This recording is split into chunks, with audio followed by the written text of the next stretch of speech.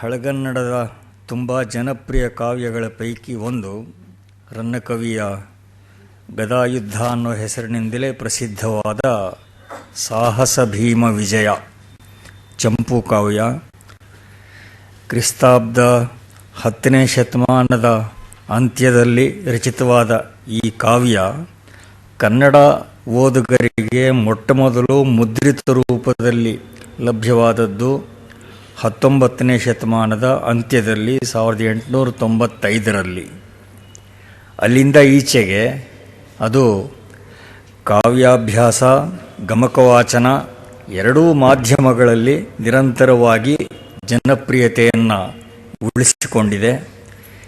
S G ನರಸಿಂಹಾಚಾರ್ಯರು, ಮಮ್ಮ ರಾಮಾನುಜಯ್ಯಂಗಾರ್ಯರು ಅವರಿಂದ ಮೊದಲುಗೊಂಡು ಹಲವಾರು ಅಗ್ರಶ್ರೇಣಿಯ ವಿದ್ವಾಂಸರು ಗದಾಯುದ್ಧ ಕುರಿತು ಅಧ್ಯಯನಗಳನ್ನು ನಡೆಸಿದ್ದಾರೆ. ಬಿ ಎಂ ಶ್ರೀಕಂಠಯ್ಯನವರು ನಾಟಕ ರೂಪಕ್ಕೂ ಕಾವ್ಯವನ್ನು ಅಳವಡಿಸಿದ್ದಾರೆ. ಹೀಗೆ 60 ವರ್ಷ ಹಿಂದೆ, ಪ್ರಾಯಶಃ 1949-50ರಲ್ಲಿ ದಕ್ಷಿಣ ಕನ್ನಡ ಜಿಲ್ಲೆಯ ವಿದ್ವಾನ್ ಕೆ ವಿ ಕೃಷ್ಣ ಭಟ್ಟ ಅನ್ನುವ ವಿದ್ವಾಂಸರು ಅವರು ಒಂದು ಪರಿಷ್ಕೃತ ಆವೃತ್ತಿಯನ್ನು ತಂದಿದ್ದರು.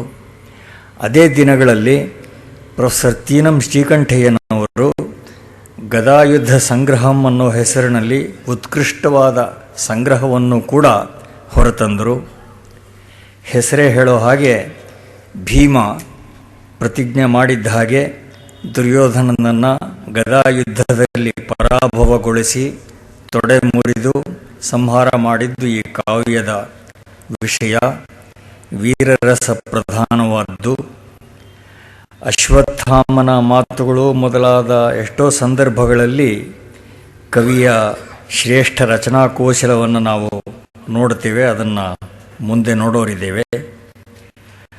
ರನ್ನನ ಆಕರಗಳ ಬಗ್ಗೆ, ಅವನ ಸ್ವಂತದ್ದೆಷ್ಟು, ಪಂಪಾದಿಗಳದ್ದೆಷ್ಟು, ಇಂಥ ವಿಷಯಗಳ ಬಗ್ಗೆ ವಿದ್ವಾಂಸರುಗಳಲ್ಲಿ ಚರ್ಚೆ ನಡೆದಿದೆ. ಸಾಮಗ್ರಿ ಎಲ್ಲಿಂದಲೇ ಬಂದರೂ ಅಡಿಗೆ ಮಾಡಿದವ್ರಿಗಂತೂ ಕ್ರೆಡಿಟ್ ಸಲ್ಲಲೇಬೇಕಾಗತ್ತೆ ತಾನೆ. 50 ವರ್ಷ ಹಿಂದೆ ಇಲ್ಲಿ ಗದಾಯುದ್ಧ ಕುರಿತು ಜಿ ಪಿ ರಾಜರತ್ನಂ ಅವರ ಅನೇಕ ಉಪನ್ಯಾಸಗಳು ನಡೆದಿದ್ದವು. ಇತ್ತೀಚೆಗೆ ಕಳೆದ ವರ್ಷವಷ್ಟೇ ಹಿರಿಯರಾದ ಪ್ರೊಫೆಸರ್ ಜಿ ವೆಂಕಟಸುಬ್ಬಯ್ಯನವರು ಗದಾಯುದ್ಧದ ಅವಲೋಕನ ಮಾಡಿದರು. ಶ್ರೇಷ್ಠ ಕಾವ್ಯಗಳನ್ನು ಆಗಿಂದಾಗ ನಾವು ಸಂದರ್ಶನ ಮಾಡ್ತಾನೆ ಇರಬೇಕಾಗತ್ತೆ. ಶತಾವಧಾನಿ ಡಾಕ್ಟರ್ ರಾ ಗಣೇಶ್ ಅವರು ತಮ್ಮ ಉಪನ್ಯಾಸ ಮಾಲೆಯ ಈ ಮೊದಲ ಪರ್ಯಾಯವನ್ನು ಆರಂಭ ಮಾಡಬೇಕು ಅಂತ ಪ್ರಾರ್ಥನೆ ಮಾಡುತ್ತೇನೆ. 3 ದಿವಸಕ್ಕೆ ಮುಗಿಯೋದಿಲ್ಲ, ಇದು ಮೊದಲನೇ ಪರ್ಯಾಯ ಅಂತ ಭಾವಿಸಬೇಕು. ಶತಾವಧಾನಿ ಡಾಕ್ಟರ್ ರಾ ಗಣೇಶ್.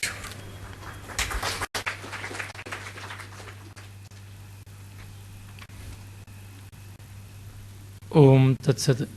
ಎಲ್ಲರಿಗೆ ನಮಸ್ಕಾರ.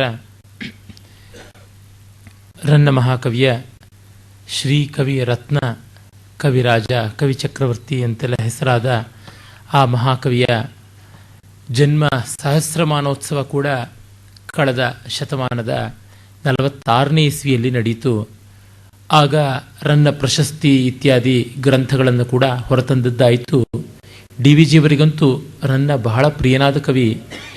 ಒಮ್ಮೆ ಅವರು ಕವಿಯ ಹುಟ್ಟೂರು ಮುಧೋಳ, ಮಧುವೊಳಲು ಅಂತ ಏನು ಕರೀತಾರೆ, ಜಮಖಂಡಿ ಆ ಪ್ರಾಂತಕ್ಕೆ ಸೇರಿರುವುದು. ಅಲ್ಲಿಗೆ ಹೋಗಿದ್ದಾಗ ಅವರು ನೆಲದ ಮಣ್ಣನ್ನು ತಲೆಯ ಮೇಲೆ ಹಾಕ್ಕೊಂಡ್ರಂತೆ ಡಿ ವಿ ಜಿಯವರು. ಅವರು ಒಂದು ಕಡೆ ಹೇಳ್ತಾರೆ, ನನಗೆ ಬೇಕಾದದ್ದು ಮತ್ತೊಂದು ಜಗನ್ನಾಥ ವಿಜಯವಲ್ಲ, ಇನ್ನೊಂದು ಗದಾಯುದ್ಧ ಅಂತ. ಇದರೊಳಗೆ ಡಿ ವಿ ಜಿಯವರಿಗೆ ಈ ಕಾವ್ಯದ ಬಗ್ಗೆ ಇದ್ದ ಪ್ರೀತಿ ಎಂಥದ್ದು ಅಂತ ಗೊತ್ತಾಗುತ್ತೆ.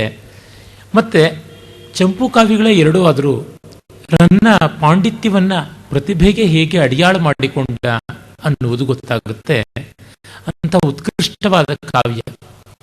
ಹಳಗನ್ನಡವನ್ನ ಆತ್ಮೀಯವಾಗಿ ಮಾಡಿಕೊಳ್ಳಬೇಕು ಅಂದರೆ ಮೊತ್ತ ಮೊದಲಿಗೆ ಎಲ್ಲರೂ ಓದಬೇಕಾದ ಕಾವ್ಯ ರನ್ನನ ಗದಾಯುದ್ಧ. ತುಂಬ ದೊಡ್ಡ ಕೃತಿಯಲ್ಲ, ಸುಮಾರು 550 ಪದ್ಯಗಳು, ಅದಕ್ಕೆ ತಕ್ಕಷ್ಟು ಗದ್ಯ ಭಾಗ ಇರುವಂಥದ್ದು. ಹಾಗಾಗಿ ಪಂಪ, ಭಾರತ ಮೊದಲಾದವುಗಳನ್ನು ನೋಡಿದರೆ ಸುಮಾರು ಹೆಚ್ಚು ಕಡಿಮೆ 2000 ಪದ್ಯಗಳಷ್ಟು ಹೆಚ್ಚು ವಿಸ್ತೃತವಾದದ್ದು, ಇದಕ್ಕೆ 4 ಪಟ್ಟು ದೊಡ್ಡದು. ಆದರೆ ಇದು ಸಂಕ್ಷಿಪ್ತವಾಗಿದ್ದು ಸಾರವತ್ತಾಗಿ, ಓಜಸ್ವಿಯಾಗಿ, ಊರ್ಜಸ್ವಿಯಾಗಿರುವಂತಹ ಕೃತಿ. ಮತ್ತು ಇವನು ಹಳಗನ್ನಡವನ್ನ ಅದೆಷ್ಟು ಹದವಾಗಿ ಬಳಸ್ತಾನೆ ಅಂತಂದರೆ, ಪಂಪನ ಹಳಗನ್ನಡ ಒಂದು ರೀತಿ ದುಷ್ಕರ. ಇನ್ನು ಮುಂದೆ ಬಂದಂತಹ ಕವಿಗಳನ್ನು ನೋಡಿದರೆ ಅವರಲ್ಲಿ ಸಂಸ್ಕೃತದ ಆಡಂಬರ ಹೆಚ್ಚಾಗಿ ಹಳಗನ್ನಡದ ಸೊಗಸು ಕಡಿಮೆ ಆಗುತ್ತೆ. ಇನ್ನು ನಾವು ಕೆಲವು ಭಾಗಗಳ ನೇಮಿಚಂದ್ರನಲ್ಲಿ, ಅಂದರೆ ನೇಮಿಚಂದ್ರನ ಲೀಲಾವತಿ ಪ್ರಬಂಧದಲ್ಲಿರಬಹುದು ಅಥವಾ ಆಂಡಯ್ಯನ ಕಬ್ಬಿಗರ ಕಾವ್ಯಂ ಇರಬಹುದು, ಇಲ್ಲೆಲ್ಲ ನೋಡಿದಾಗ ಹಳಗನ್ನಡದ ಅತಿರೇಕವನ್ನು ಒಂದು ಕಡೆ ನಾವು ಕಾಣ್ತೀವಿ. ನಯಸೇನಲ್ಲಿ ಸ್ವಲ್ಪ ಆ ರೀತಿಯ ತೊಡಕಿದೆ.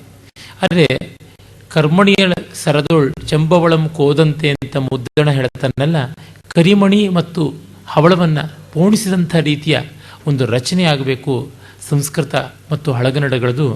ಅದಕ್ಕೆ ಆದರ್ಶವಾಗಿ ಕಾಣುವಂಥದ್ದು ರನ್ನನೆ. ಪ್ರಸಿದ್ಧ ವಿಮರ್ಶಕರಾದ ವಿದ್ವಾಂಸ ಎಸ್ ವಿ ರಂಗಣ್ಣನವರು ತಮ್ಮ ಶೈಲಿ ಅನ್ನುವ ಒಂದು ಸಂಪುಟದ ಮೊದಲನೇ ಸಂಪುಟದಲ್ಲಿಯೇ, ಅದು ಒಂದು ಹಲವು ಸಂಪುಟಗಳಾಗಿ ಬಂದದ್ದು, ಶೈಲಿ 1, 2, 3 ಅಂತೆಲ್ಲ, ಅದರೊಳಗೆ ಗ್ರ್ಯಾಂಡ್ ಸ್ಟೈಲ್ ಅಂತ ಯಾವುದಿದೆ, ಭವ್ಯವಾದ ಶೈಲಿ, ಅದಕ್ಕೆ ಆದರ್ಶವಾದದ್ದು ಕನ್ನಡದಲ್ಲಿ ರನ್ನನ ಗದಾಯುದ್ಧ ಅಂತ ಹೇಳ್ತಾರೆ. ಪಂಪನಿಗಿಂತ ಮಿಗಿಲಾಗಿ ಅವರು ರನ್ನನ ಶೈಲಿಯನ್ನ ಭವ್ಯವಾದದ್ದು ಅಂತ ಒಪ್ಪುತ್ತಾರೆ. ನನಗೂ ಎಷ್ಟೋ ಬಾರಿ ಇದು ಹಾಗೆ ಅನಿಸುತ್ತೆ. ಯಾಕೆಂದರೆ ಇಷ್ಟು ಸುಲಭವಾಗಿ ವೃತ್ತಕಂದಗಳನ್ನು ಬರೀಬಹುದಾ, ಮತ್ತು ಇಷ್ಟು ಸಮರ್ಥವಾಗಿ, ಇಷ್ಟು ಸುದೃಢವಾಗಿರುವಂತೆ ಮಾಡೋದಕ್ಕೆ ಸಾಧ್ಯವ ಅಂತ ಅನಿಸುತ್ತೆ. ಅಷ್ಟೇ ಅಲ್ಲದೆ ರನ್ನನ ಬಗ್ಗೆ ಕುವೆಂಪು ಅವರು ಶಕ್ತಿ ಕವಿ ರನ್ನ ಅಂತ ತುಂಬ ಓಜಃಪೂರ್ಣವಾದ ಒಂದು ಪ್ರಬಂಧವನ್ನೇ ಬರೆದಿದ್ದಾರೆ. ಅಲ್ಲಿ ಅವರು ರನ್ನನ ಶಕ್ತಿ ಎಂಥದ್ದು ಅಂತ ತೋರಿಸ್ತಾರೆ. ರಾಮಸ್ವಾಮಿಯವರು ಹೇಳಿದ್ರು, ಪಂಪನಿಂದ ಸಾಕಷ್ಟು ತೆಗೆದುಕೊಂಡಿದ್ದಾನೆ ಅಂತ ವಿದ್ವಾಂಸರು ಹೇಳ್ತಾರೆ ಅಂತ. ಹೌದು, ಅವನ ಪಂಪನ ವಿಕ್ರಮಾರ್ಜುನ ವಿಜಯದ 13-14 ಆಶ್ವಾಸಗಳು ಯಾವುದಿವೆ, 13ನೇ 14ನೇ ಆಶ್ವಾಸಗಳಿಂದ ಅನೇಕ ಸಂದರ್ಭಗಳನ್ನು, ಅನೇಕ ವಾಕ್ಯ ಪುಂಜಗಳನ್ನು, ಉಕ್ತಿ ಖಂಡಿಕೆಗಳನ್ನು ಹಾಗೆಯೇ ತೆಗೆದುಕೊಂಡಿದ್ದಾನೆ. ಅಲ್ಲಿಯ ಸಂದರ್ಭಗಳನ್ನು ಹಾಗಾಗಿಯೇ ಬಳಸಿಕೊಂಡಿದ್ದಾನೆ. ಆದರೂ ಕುವೆಂಪು ಅವರು ಹೇಳ್ತಾರಲ್ಲ, ಪಂಪನನ್ನು ಓದಿದಾಗ ರನ್ನ ಏನು ಅಲ್ಲ ಅನ್ಸುತ್ತೆ, ಮತ್ತೆ ರನ್ನನಿಗೆ ಬಂದಾಗ ಅವನ ಶಕ್ತಿ, ಅವನ ಓಜಸ್ಸು, ಸ್ಫೂರ್ತಿ, ಕಾವ್ಯ ಸೌಂದರ್ಯ ನಮ್ಮನ್ನು ಸೆರೆ ಹಿಡಿಯುತ್ತೆ ಅಂತಾರೆ. ಕವಿಯ ಮಹತ್ವ ಎಲ್ಲಿದೆ ಎನ್ನುವುದಕ್ಕೆ ತೆಲುಗಿನ ದೊಡ್ಡ ವಿದ್ವತ್ ಕವಿಗಳಾದ ವಿಶ್ವನಾಥ ಸತ್ಯನಾರಾಯಣ ಅವರು ಹೇಳ್ತಾರೆ, ಕಾವ್ಯವನ್ನು ಓದಿ ಜ್ಞಾಪಕ ಮಾಡಿಕೊಂಡು ಅದನ್ನು ಮೆಚ್ಚುವುದಲ್ಲ, ಕಾವ್ಯವನ್ನು ಓದುತ್ತಾ ಇದ್ದಾಗ ನಮ್ಮ ಭಾವನೆ ಯಾವುದಿರುತ್ತೋ ಅದು ನಿಜವಾದ ವಿಮರ್ಶೆ ಅಂತಾರೆ. ಕಾವ್ಯವನ್ನು ಓದಿ ಮತ್ತೊಂದರ ಜೊತೆ ಹೋಲಿಸಿ, ಇನ್ನೊಂದರ ಜೊತೆ ಹೋಲಿಸಿ ನೋಡಿಕೊಂಡು ಅದರ ಜ್ಞಾಪಕದಲ್ಲಿ ನಾವು ತಾರತಮ್ಯಗಳನ್ನು ಮಾಡುವುದು ಅಂಥ ದೊಡ್ಡ ವಿಮರ್ಶೆ ಅಲ್ಲ. ಅದರ ವ್ಯಾಸಂಗ ಅನುಭವ ಕಾಲದಲ್ಲಿ ನಮಗೆ ಇನ್ನು ಅನ್ಯ ಕವಿಗಳ ಸ್ಮರಣೆಯಾದರೂ ಆಗುತ್ತಾ ಅಂತ. ಅದು ಆಗೋದಿಲ್ಲ ಅಂತ ಅವರು ಕೃಷ್ಣದೇವರಾಯನನ್ನ, ಶ್ರೀನಾಥನನ್ನ, ನಾಚನ ಸೋಮನನ್ನ, ಇವ್ರನ್ನೆಲ್ಲ ಈ ಒಂದು ನಿಕಷಕ್ಕೆ ಒಡ್ಡಿ ಗೆಲ್ಲುತ್ತಾರೆ. ಹಾಗೆ ನಾವು ರನ್ನನನ್ನು ನೋಡಿದಾಗ ತಿಳಿಯುತ್ತದೆ. ಅಷ್ಟೇಕೆ ನನಗೆ ವ್ಯಾಸಭಾರತದ ಒಂದು ಮಹತ್ವ ವಾಲ್ಮೀಕಿ ರಾಮಾಯಣಕ್ಕಿಂತ ದೊಡ್ಡದು ಅಂತ ಎರಡನ್ನೂ ಕೈ ಹಿಡಿಯದೇ ಇದ್ದಾಗ, ಸುಮ್ಮನೆ ಮನಸ್ಸಲ್ಲಿ ಆಲೋಚನೆ ಮಾಡಿಕೊಳ್ಳುವಾಗ ಅಂದುಕೋತೀನಿ. ಆದರೆ ರಾಮಾಯಣವನ್ನು ಹಿಡಿದು ಓದ್ತಾ ಇದ್ದಾಗ ಈ ರಾಮಾಯಣದ ಸ್ವಾರಸ್ಯದ ಮುಂದೆ ಮಹಾಭಾರತ ಮರೆತೇ ಹೋಗಿರುತ್ತೆ. ದೊಡ್ಡ ಕೃತಿಯ ದೊಡ್ಡತನ ಇರೋದು ಅದನ್ನು ಅನುಸಂಧಾನ ಮಾಡುವಾಗ ಅನ್ಯ ಸ್ಮರಣೀಯೇ ಆಗದೆ ಇರತಕ್ಕಂಥದ್ದು. ಈ ಅನನ್ಯತ್ವ ತುಂಬ ವಿಶಿಷ್ಟವಾದದ್ದು, ರನ್ನನಿಗೂ ಒಲಿದು ಬಂದಂಥದ್ದು. ಹಾಗಲ್ಲದಿದ್ದರೆ ಅವನು ಇಷ್ಟು ವರ್ಷಗಳ ಕಾಲ ಉಳಿತಾ ಇರಲಿಲ್ಲ. ಇವನದು ಹಲವು ರೀತಿಯಲ್ಲಿ ವಿಕ್ರಮಗಳು ಅಂತ ಅನ್ನಬಹುದು.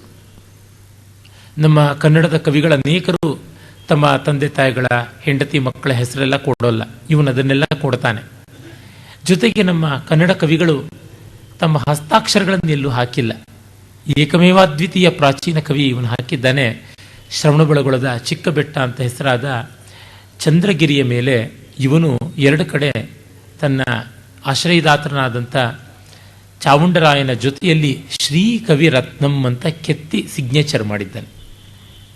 ಅದು ಒಂದು ಹೆಮ್ಮೆಯ ಪೊಸಿಷನ್ ನಮ್ಮ ಪಾಲಿಗಾಗಿದೆ. It's a prestigious position. ಆ ರೀತಿಯಾದ ಒಂದು ವಿಶಿಷ್ಟ ಕವಿ.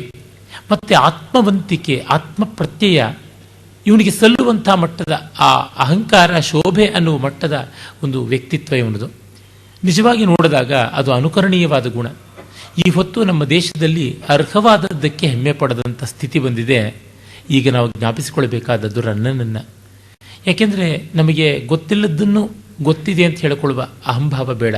ಆದರೆ ಗೊತ್ತಿದ್ದನ್ನು ಮಾಡಬಲ್ಲ ಸ್ಥೈರ್ಯವನ್ನು ನಮ್ಮದು ಅಂತ ಉಳಿಸಿಕೊಳ್ಳಬೇಕಲ್ಲ, ಅದು ತುಂಬ ದೊಡ್ಡದು. ಈ ಆತ್ಮವಿಶ್ವಾಸ ಖಂಡಿತವಾಗಿ ಮತ್ತೊಬ್ಬರನ್ನು ಗೌರವಿಸುವಂತೆ ಮಾಡುತ್ತೆ. ಅವನು ಪಂಪನನ್ನು ತುಂಬ ಚೆನ್ನಾಗಿ ಮೆಚ್ಚಿಕೊಳ್ತಾನೆ. ಅದನ್ನು ನಾವು ನೋಡಿಯೇ ನೋಡ್ತೀವಿ, ಗೊತ್ತಾಗುತ್ತೆ.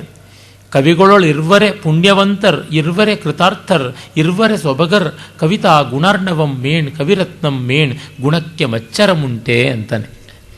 ಕವಿ ಅಂದರೆ ಪಂಪ ಕನ್ನಡದ ಮಟ್ಟಿಗೆ, ಆಮೇಲೆ ಕವಿ ಅಂತಂದರೆ ರನ್ನ ಅಂತ. ಇವರಿಬ್ಬರ ನಡುವೆ ಪೊನ್ನ ಇದ್ದಾನೆ, ಆದರೆ ಪೊನ್ನನ ಕವಿತ್ವ ಈ ಮಟ್ಟದ್ದಲ್ಲ. ಹೀಗಾಗಿ ರನ್ನನ ಈ ವಿಮರ್ಶೆ ನಾವು ಒಪ್ಪಬೇಕು, ಗುಣಕ್ಕೆ ಮಚ್ಚರಮುಂಟೆ ಅಂತ ನಾವು ಹೇಳಬೇಕು. ಹೀಗೆ ಕವಿಯ ವ್ಯಕ್ತಿತ್ವವನ್ನು ನಾವು ಕಾವ್ಯದಲ್ಲಿ ಕಾಣುವುದು ಸಾಧ್ಯ ಅಂದರೆ ರನ್ನ ನಮಗೆ ಸಾಕ್ಷಾತ್ಕರಿಸಬಲ್ಲ ಅಂತ ಗೊತ್ತಾಗುತ್ತೆ. ಇವನ ಬೇರೆ ಕೃತಿಗಳ ಮತ್ತು ಇವನ ಪೂರ್ವ ವೃತ್ತಾಂತದ ಒಂದಿಷ್ಟು ಅಷ್ಟು ಸ್ವಲ್ಪ ಪರಿಚಯವನ್ನು ಸಂಕ್ಷಿಪ್ತವಾಗಿ ನೋಡಿಕೊಂಡು ನೇರವಾಗಿ ಕಾವ್ಯಾಸ್ವಾದನೆಗೆ ಹೋಗಬಹುದು. ತತ್ಪೂರ್ವದಲ್ಲಿ ಒಂದು ಮಾತು ಹೇಳಬೇಕು. ರನ್ನ ಪಂಪನಿಂದ ಸಾಕಷ್ಟು ತೆಗೆದುಕೊಂಡಿದ್ದಾನೆ, ಆದರೆ ಪಂಪ ಈ ಸಂದರ್ಭದಲ್ಲಿ ಭಟ್ಟನಾರಾಯಣನಿಂದ ಬೇಕಾದಷ್ಟು ತಗೊಂಡಿದ್ದಾನೆ. ರನ್ನ ಭಟ್ಟನಾರಾಯಣನಿಂದ, ಭಾಸನಿಂದ ಮತ್ತು ನಮಗೆ ಗೊತ್ತಿರುವಂತೆ ವ್ಯಾಸರಿಂದ, ಹೀಗೆ ಹಲವರಿಂದ ಚೆನ್ನಾಗಿ ಗ್ರಹಿಸಿಕೊಂಡಿದ್ದಾನೆ. ವಿಶೇಷವಾಗಿ ಭಟ್ಟನಾರಾಯಣನಂತೂ ತುಂಬ ಚೆನ್ನಾಗಿ ಗ್ರಹಿಸಿದ್ದಾನೆ. ಒಳ್ಳೆಯ ಕೃತಿಯನ್ನು ನಾವು ಜೀರ್ಣ ಮಾಡಿಕೊಂಡು ನಮ್ಮ ಭಾಷೆಗೆ ತರುವುದು ಒಂದು ಸತ್ಕವಿತೆಯೇ. ನಮ್ಮ ಪೂರ್ವಜರಿಗೆ ಇಂಥ ಸಂಕೋಚ ಇರಲಿಲ್ಲ. ಇದನ್ನು ಉಪಜೀವನ ತಪ್ಪಲ್ಲ, ಆದರೆ ಅದು ನೆಪಜೀವನ ಆಗಬಾರದು. ಕ್ಷೇಮೇಂದ್ರ ಹೇಳ್ತಾನೆ, ಪಾದೋಪಜೀವಿ, ಪದಕೋಪಜೀವಿ, ಛಾಯೋಪಜೀವಿ, ಶರಣೋಪಜೀವಿ, ಭಾವೋಪಜೀವಿ, ಭುವನೋಪಜೀವಿ ಅಂತ ಅನೇಕ ರೀತಿಯಲ್ಲಿ ಉಪಜೀವನ ಮಾಡ್ತಾರೆ. ವ್ಯಾಸರು ಭುವನೋಪಜೀವ್ಯರಾದವರು, ಎಲ್ಲರಿಗೂ ಬೇಕಾದದ್ದು ಕೊಡ್ತಾರೆ. ಮಿಕ್ಕ ಕವಿಗಳು ಒಂದು ಪದ್ಯಕ್ಕೆ, 4 ಪದ್ಯಕ್ಕೆ, ಒಂದು ಭಾಗಕ್ಕೆ ಬೇಕಾದಷ್ಟು ಕೊಡ್ತಾರೆ ಅಂತ. ಇವನು ಆ ಥರ ಪೂರ್ವ ಕವಿಗಳಿಂದ ತೆಗೆದುಕೊಂಡ. ನಮಗೆ ಸಂಕೋಚ ಆಗ್ತಾ ಇರಲಿಲ್ಲ ಆ ಕಾಲದಲ್ಲಿ. ನಮ್ಮ ಕವಿಗಳು ಮುಜುಗರ ಪಟ್ಟುಕೊಳ್ತಾ ಇರಲಿಲ್ಲ. ಯಾಕೆ ಅಂದರೆ ತಾನು ಈ ಪರಂಪರೆಯಿಂದ ಸಿಡಿದು ಬಂದವನು ಅಂತ ಎಂದೂ ಭಾವಿಸ್ತಾ ಇರಲಿಲ್ಲ. ಇಂದಿನ ಕವಿಗಳು ಹೇಳ್ಕೊಳ್ತಾರಲ್ಲ, ಪರಂಪರೆಯ ವಿರುದ್ಧ ಬಂಡಾಯ, ಪರಂಪರೆಯ ವಿರುದ್ಧ ಸಿಡಿದೇಳುವುದು, ಈ ರೀತಿಯ ಸಾಸಿವೆ ಕಾಳು ಸಿಡಿಯುತ್ತದೆ, ಆದರೆ ಆನೆಗಳು ಸಿಡಿದು ಹೋಗೋದಿಲ್ಲ. ಅಗ್ಗವಾದವರು, ಅಲ್ಪವಾದವರು ಕಾಲಿನ ಕಾವಲಿಯ ಮೇಲೆ ಬಿದ್ದ ತಕ್ಷಣ ಹಾರಿ ಹೋಗ್ತಾರೆ. ಮಹತ್ತರರಾಗುವುದವರು, ಉನ್ನತೋನ್ನತರಾದವರು ಅಲ್ಲಿಯೇ ಪಾಕಗೊಳ್ತಾರೆ. ಅದರಿಂದ ಅಖಂಡವಾದ ಪರಂಪರೆಯ ಜೊತೆಗೆ ತನ್ನನ್ನು ಕಂಡುಕೊಂಡವನು. ಆ ಕಾರಣದಿಂದ ರನ್ನ ಎಂದೂ ಕೂಡ ಈ ಎರವಲನ್ನು ತಪ್ಪಾಗಿ ತಿಳಿಯಲಿಲ್ಲ. ಅದಕ್ಕೆ ತನ್ನ ಪ್ರತಿಭಾಕ್ಷಿಯಿಂದ ಬೇಕಾದಷ್ಟು ಸಾಮಗ್ರಿಯನ್ನು ಸೇರಿಸಿಯೂ ಇದ್ದಾನೆ.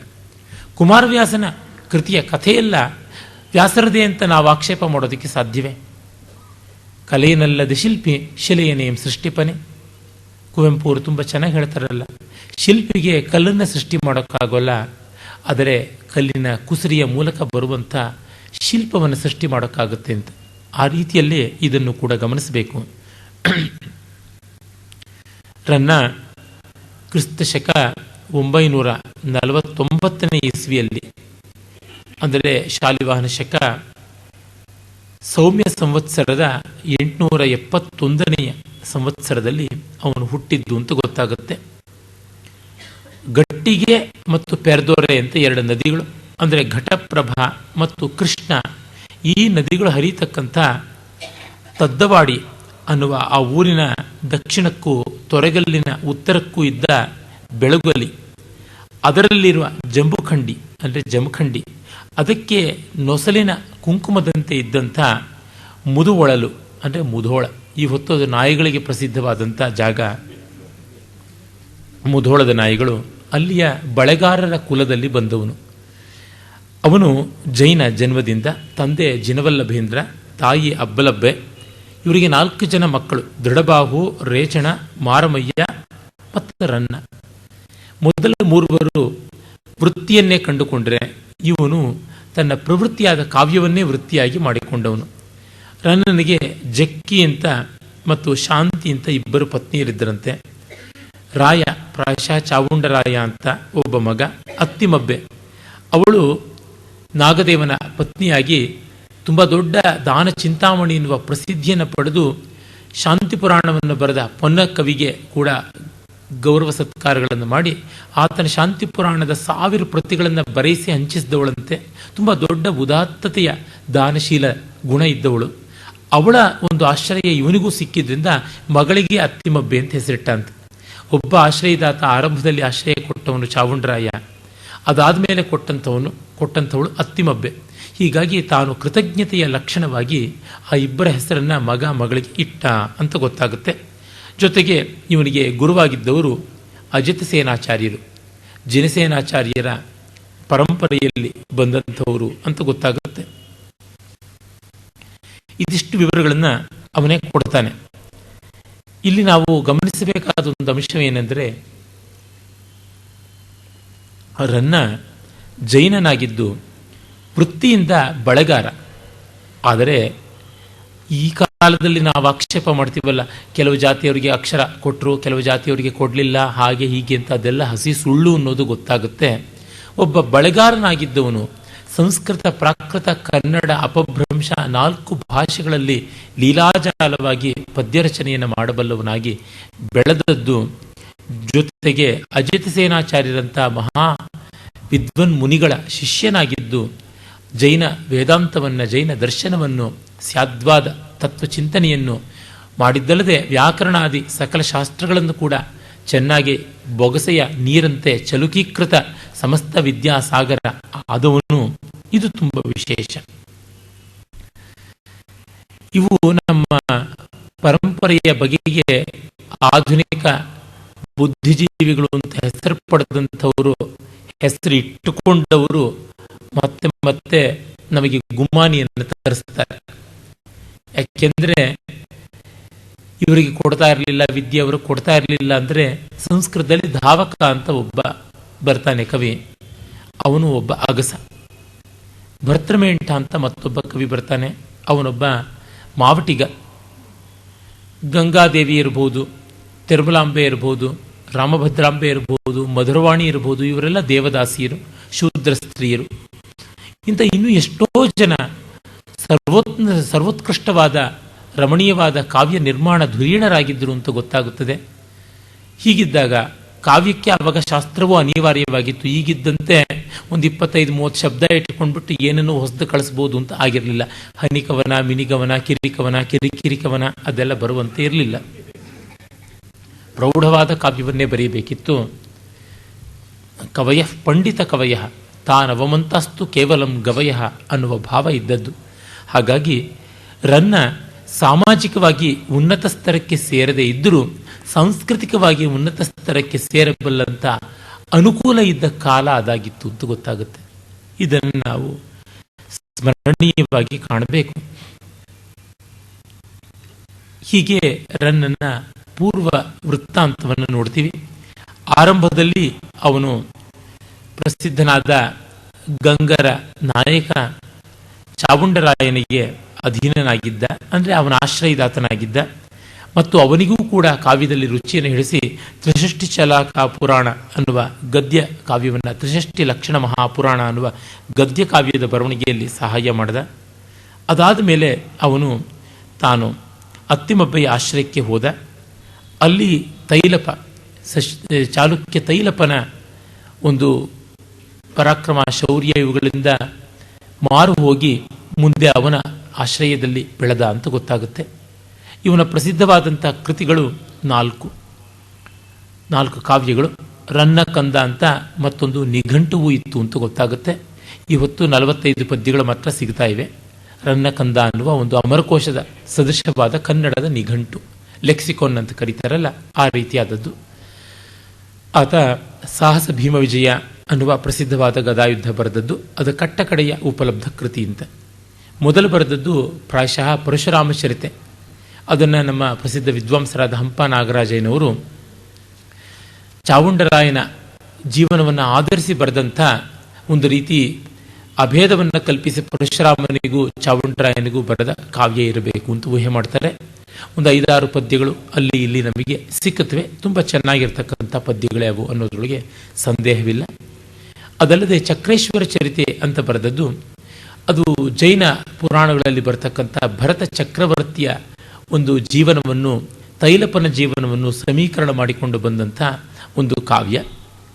ಅದಾದ ಮೇಲೆ ಅವನು ಅಜಿತನಾಥ ಪುರಾಣ ತಿಲಕಂ ಅಂತ ಒಂದು ಅಪ್ಪಟ ಜೈನ ಕಾವ್ಯ ಬರೆದ. 2ನೇ ತೀರ್ಥಂಕರ ಅಜಿತನಾಥನನ್ನು ಕುರಿತದ್ದು, 1ನೇ ತೀರ್ಥಂಕರ ಆದಿದೇವ ವೃಷಭನಾಥ ತೀರ್ಥಂಕರನ ಕುರಿತು ಆದಿಪುರಾಣ ಅಂತ ಪಂಪ ಬರೆದಿದ್ದ. ಅದೇ ಮಾದರಿಯಲ್ಲಿ ಅವನು ಬರೆದ. ಆದರೆ ಆದಿಪುರಾಣದಷ್ಟು ದೊಡ್ಡದಲ್ಲ, ಚಿಕ್ಕದಾದ ಚೊಕ್ಕವಾದಂಥ ಕಾವ್ಯ. ಅಲ್ಲಿ ಭವಾವಳಿಗಳ ಒಂದು ತೊಡಕು ತೋಟಿ ತುಂಬ ಕಡಿಮೆ ಇದೆ. ಸಾಮಾನ್ಯವಾಗಿ ಜೈನರು ಒಂದು ಲೌಕಿಕ ಒಂದು ಆಗಮಿಕ ಕಾವ್ಯ ಅಂತ ಬರೆಯೋದು. ಪಂಪ ಲೌಕಿಕವಾಗಿ ವಿಕ್ರಮಾರ್ಜುನ ವಿಜಯವನ್ನು ಮತ್ತು ಆಗಮಿಕವಾಗಿ ಬರೆದಂಥ ಆದಿಪುರಾಣವನ್ನು ನಾವು ನೋಡಿಯೇ ಇದ್ದೀವಿ. ಅದೇ ರೀತಿಯಲ್ಲಿ ರನ್ನ ಬರೆದದ್ದು ಅಂತ. ಆದರೆ ಇನ್ನು ಮಿಕ್ಕ 2 ಕಾವ್ಯಗಳು, ಚಕ್ರೇಶ್ವರ ಚರಿತೆ ಹಾಗೂ ಪರಶುರಾಮ ಚರಿತೆ, ಅದು ಲೌಕಿಕ ಕಾವ್ಯಗಳೇ. ಅಂದರೆ ಆಶ್ರಯದಾತರನ್ನು ಪೌರಾಣಿಕ ವ್ಯಕ್ತಿಗಳಿಗೆ ಸಮೀಕರಿಸಿ ಮಾಡುವಂಥ ಒಂದು ರಚನಾ ವಿಶೇಷ ಪಂಪ ಮಾಡಿದ್ದಾನೆ, ರನ್ನ ಮಾಡಿದ್ದಾನೆ. ಮುಂದಿನ ಕೆಲವರು ಆ ದಾರಿಯನ್ನು ಹಿಡಿದು ಹೋಗಲಿಲ್ಲ, ಅಷ್ಟೇ ಮಾಡೋದಕ್ಕೆ ಅವಕಾಶ ಇದೆ. ಆಮೇಲೆ ಅವನು ಅನೇಕ ಶಾಸನಗಳನ್ನು ಕೂಡ ಬರೆದಿದ್ದ ಅಂತ ಗೊತ್ತಾಗುತ್ತೆ. ಆ ಶಾಸನಗಳು ಈಗಲೂ ನಮಗೆ ಉಪಲಬ್ಧದಲ್ಲಿವೆ. ಹಿಂದಿನ ಕವಿಗಳು ಆಸ್ಥಾನ ವಿದ್ವಾಂಸರಾಗಿ ಸೇರಿದಾಗ ಮಹಾರಾಜರುಗಳ ಶಾಸನಗಳನ್ನು ಕೂಡ ಬರೆಯಬೇಕಾಗ್ತಿತ್ತು. ಆ ಶಾಸನಗಳ ಸ್ಮರಣೀಯವಾದ ಪದ್ಯಗಳೆಷ್ಟೋ ಇವನಿಂದ ರಚಿತವಾದವು. ತೆಲುಗಿನಲ್ಲಿ ತಕ್ಷಣ ನೆನಪಿಗೆ ಬರುವುದು ಮಹಾಕವಿ ಶ್ರೀನಾಥ. ಅವನು ಅನೇಕ ಸಂಸ್ಕೃತ ತೆಲುಗು ಶಾಸನಗಳನ್ನು ಬರೆದ. ಹಾಗೆ ರನ್ನ ಕೂಡ ಮಾಡಿದ್ದು. ಅವನ ಹೆಸರು ಇವತ್ತು ನಮಗೆ ಎದ್ದು ಕಾಣುವಂತೆ ನಿಂತಿರೋದು ಗದಾಯುದ್ಧದಿಂದ. ಸಾಹಸ ಭೀಮ ವಿಜಯಂ ಅಂತ, ವಿಕ್ರಮಾರ್ಜುನ ವಿಜಯಂ ಅಂತ ಪಂಪ ಹೆಸರಿಟ್ಟಂತೆ ಸಾಹಸ ಭೀಮ ವಿಜಯಂ ಅಂತ ಇವನ ಹೆಸರಿಟ್ಟು ಬರೆದ. ಇದರ ಮೇಲೆ ಅಜಿತನಾಥ ಪುರಾಣ ತಿಲಕ ಇದೆ, ಆದರೆ ಅದಕ್ಕೆ ಅಂಥ ಪ್ರಸಿದ್ಧಿ ಇಲ್ಲ. ಅದರ ಕಾವ್ಯ ಸೌಂದರ್ಯ ಇದರ ಮಟ್ಟಕ್ಕೆ ಬರುವಂಥದ್ದಲ್ಲ. ಪದ್ಯರಚನೆ ಚೆನ್ನಾಗಿದೆ, ವರ್ಣನೆ ಚೆನ್ನಾಗಿದೆ, ಎಲ್ಲ ಸೊಗಸಾಗಿದೆ. ಆದರೆ ಇಡೀ ಇತಿವೃತ್ತದಲ್ಲಿಯೇ ಅಂಥ ನಾವೀನ್ಯ ಇಲ್ಲ. ಮಹಾಭಾರತಕ್ಕಿಂತ ದೊಡ್ಡ ಕಥೆ ಎಲ್ಲಿ ಸಿಗಬೇಕು? ಅದು ಒಂದು ಮುಖ್ಯ ಕಾರಣ. ಇನ್ನು ಉಳಿದ 2 ಕೃತಿಗಳು ನಮಗಿಂದು ಸಿಕ್ಕಿಲ್ಲ, ಚಕ್ರೇಶ್ವರ ಚರಿತೆ ಮತ್ತು ಪರಶುರಾಮ ಚರಿತೆ. ಮೊದಲೇ ಹೇಳಿದಂತೆ ಒಂದು 3-4 ಪದ್ಯಗಳು ಅವು 2ರಲ್ಲಿ ಅಲ್ಲಲ್ಲಿ ಇಲ್ಲಿಲ್ಲಿ ಅಂತ ಸೂಕ್ತಿ ಸುಧಾರಣವ ಇರಬಹುದು, ಕಾವ್ಯಸಾರ ಇರಬಹುದು. ಈ ರೀತಿಯಾದ ಒಂದು ಸಂಕಲನ ಗ್ರಂಥಗಳಲ್ಲಿ ಅಥವಾ ನಾಗವರ್ಮನ ಕಾವ್ಯಾವಲೋಕನ ಮೊದಲಾದ ಅಲಂಕಾರ ಶಾಸ್ತ್ರ ಗ್ರಂಥಗಳಲ್ಲಿ ಚದುರಿ ಹೋಗಿ ಅಲ್ಲಿ ಇಲ್ಲಿ ಸಿಗುವಂಥದ್ದಾಗಿವೆ. ಇವನು ಚಕ್ರವರ್ತಿಯಾದ ಸತ್ಯಾಶ್ರಯ ಎರಿವ ಬೆಡಂಗ ಅಂತ ಹೆಸರು ಪಡೆದವನ ಆಸ್ಥಾನದಲ್ಲಿದ್ದ ತೈಲಪನ ಮಗ. ಆ ಕಾಲದಲ್ಲಿ ಅವನನ್ನು ಸಮೀಕರಿಸಿ ಭೀಮನ ಜೊತೆಗೆ ಬರೆದ ಕಾವ್ಯ ಈ ಗದಾಯುದ್ಧ. ನಮಗೆ ಆ ಹೆಸರು ಕೊಟ್ಟವರು BM ಶ್ರೀಕಂಠಯ್ಯನವರು ತಮ್ಮ ನಾಟಕದ ಮೂಲಕ. ಅದೇ ಹೆಚ್ಚು ಪ್ರಸಿದ್ಧಿಯಾಗಿ ಬಳಕೆಗೂ ಬಂದದ್ದಾಯಿತು. ಈ ಒಂದು ಕಾವ್ಯದ ಪರಿಚಯಕ್ಕೆ ಹೋಗುವ ಮುನ್ನ ಪಂಪ ಸಾಮಂತ ಚೂಡಾಮಣಿಯಾದ ಅರಿಕೇಸರಿ ಆಸ್ಥಾನದಲ್ಲಿದ್ದರಿಂದ ಎಂದೂ ಕವಿಚಕ್ರವರ್ತಿಯನ್ನು ಬಿರುದು ಪಡೆಯೋಕ್ಕಾಗಲಿಲ್ಲ.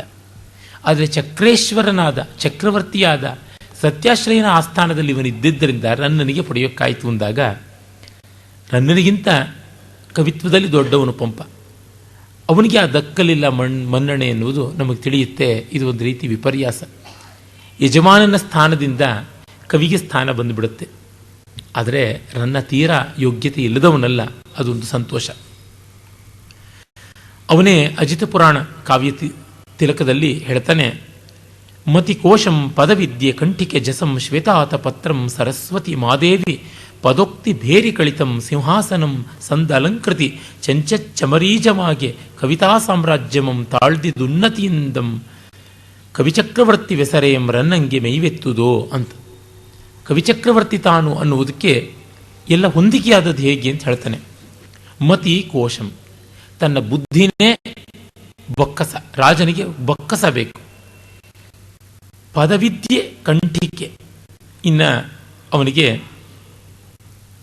ಶಬ್ದಶಾಸ್ತ್ರಗಳು ಯಾವುದಿವೆ ಅದೇನೇ ಕಂಠಿಕೆ, ಅಧಿಕಾರ ಸೂಚಕವಾದ ಕಂಠಿಹಾರವನ್ನು ಹಾಕ್ಕೊಳ್ಬೇಕು. ಅದು ರಾಜಲಾಂಛನ, ಅದು ಅವನಿಗೆ. ಇನ್ನು ಜಸಂ ಶ್ವೇತ ಆತಪತ್ರಂ, ಇವನ ಧವಳ ಕೀರ್ತಿಯೇ ಬೆಳ್ಗೊಡೆ. ಸರಸ್ವತಿ ಮಾದೇವಿ, ಇನ್ನು ರಾಜ್ಯಲಕ್ಷ್ಮಿ ಅಂದರೆ ವಿದ್ಯಾಲಕ್ಷ್ಮಿಯಾದ ಸರಸ್ವತಿ.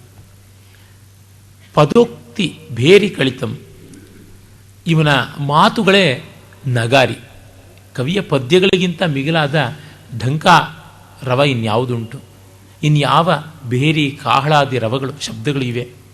ಸಿಂಹಾಸನಂ ಸಂದಲಂಕೃತಿ ಚಂಚಮರೀಜಮಾಗೆ, ಹೀಗೆ ಇವೆಲ್ಲ ಸಿಂಹಾಸನಾದಿ ಅಲಂಕಾರಗಳಾಗಿವೆ.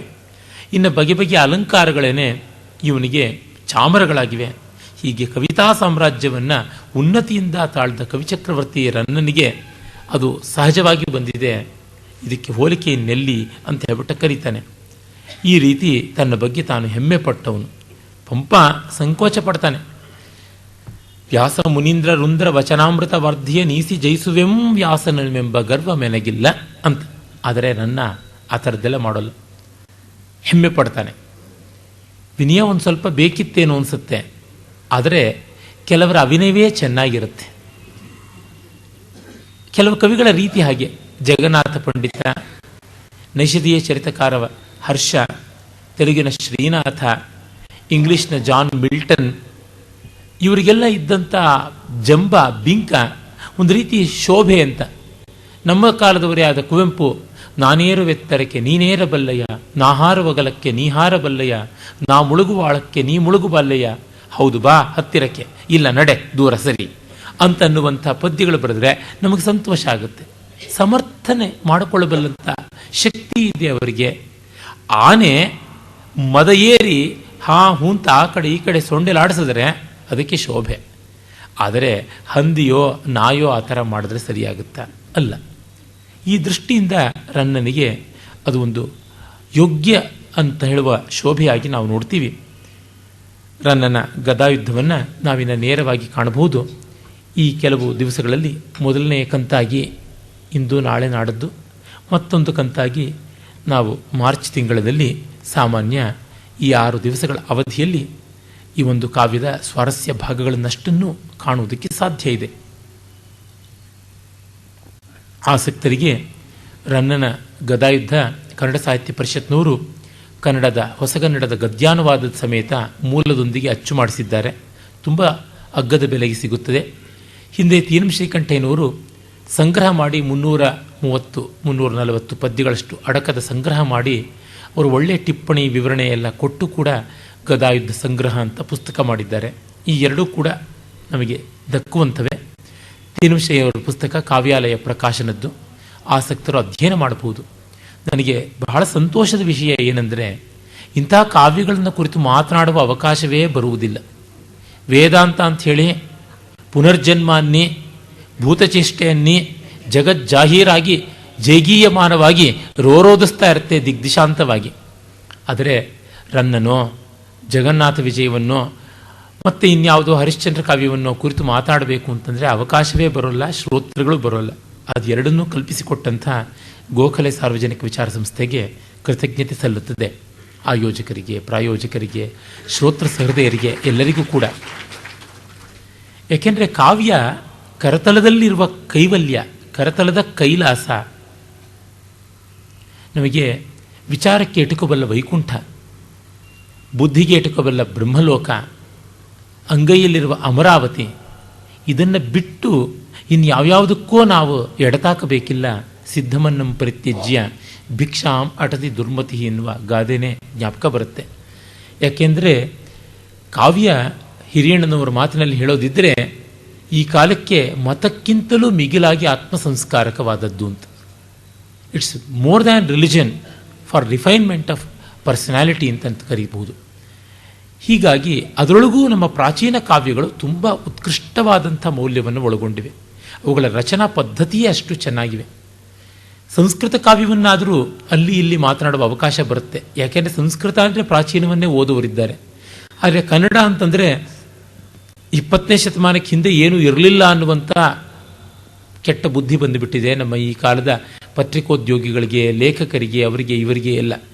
ಆದರೆ 20ನೇ ಶತಮಾನದ ಹಿಂದೆ 9 ಶತಮಾನಗಳಿಗೂ ಹೆಚ್ಚು ಕಾಲ ಉಜ್ವಲೋಜ್ವಲವಾಗಿ ಬೆಳಗಿದಂಥ ಪರಂಪರೆ ಇತ್ತು ಅನ್ನೋದನ್ನು ಅರ್ಥ ಮಾಡಿಕೊಳ್ಳಬೇಕು. ಮತ್ತು ಹೆಚ್ಚಾಗಿ ಕುಮಾರವ್ಯಾಸ, ಆಮೇಲೆ ಲಕ್ಷ್ಮೀಶ, ರಾಘವಾಂಕ ಇವರುಗಳು ಬಳಕೆಗೆ ಬರ್ತಾರೆ. ಮತ್ತು ಇತ್ತ ವಚನಕಾರರನ್ನ, ಅತ್ತ ಹರಿದಾಸರನ್ನ ಗಮನಿಸ್ತಾರೆ.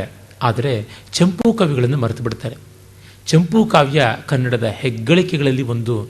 ಸಂಸ್ಕೃತದ ಚಂಪೂ ಕಾವ್ಯದ ಸ್ವಾರಸ್ಯಕ್ಕೆ ಒಂದಿಷ್ಟು ಕಡಿಮೆ ಇಲ್ಲದೆ, ನಿಜ ಹೇಳಬೇಕು ಅಂದರೆ ಒಂದು ಸ್ವಲ್ಪ ಹೆಚ್ಚಾಗಿಯೇ ಕನ್ನಡದಲ್ಲಿ, ತೆಲುಗಿನಲ್ಲಿ ಚಂಪೂ ಕಾವ್ಯ ಪರಂಪರೆ ಬೆಳೆದಿದೆ.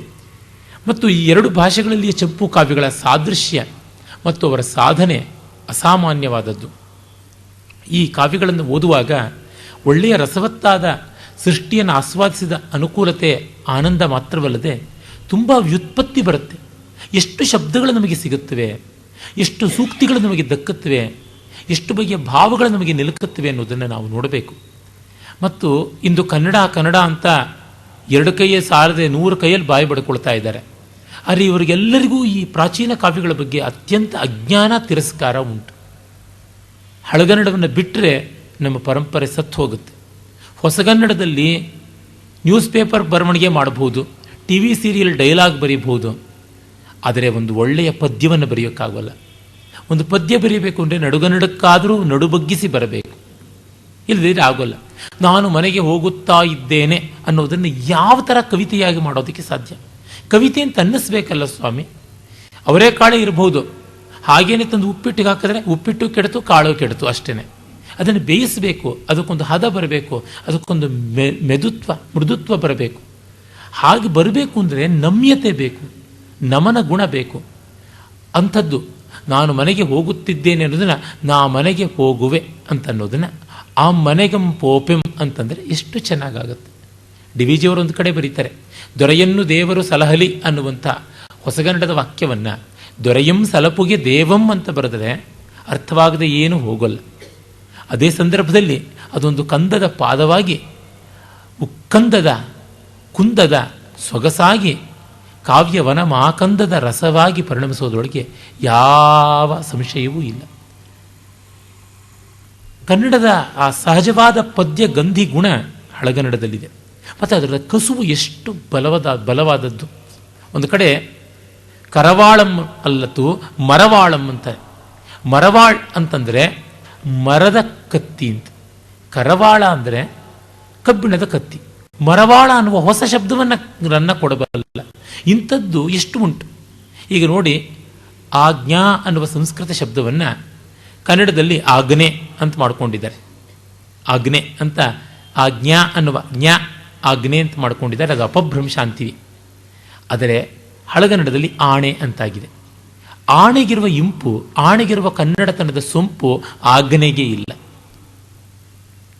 ಈ ತರಹ ತದ್ಭವ ಮಾಡಿಕೊಳ್ಳುವಲ್ಲಿ ಹಳಗನ್ನಡ ತೋರಿಸುವಂತಹ ಸ್ವಂತಿಕೆ, ಸೌಂದರ್ಯ,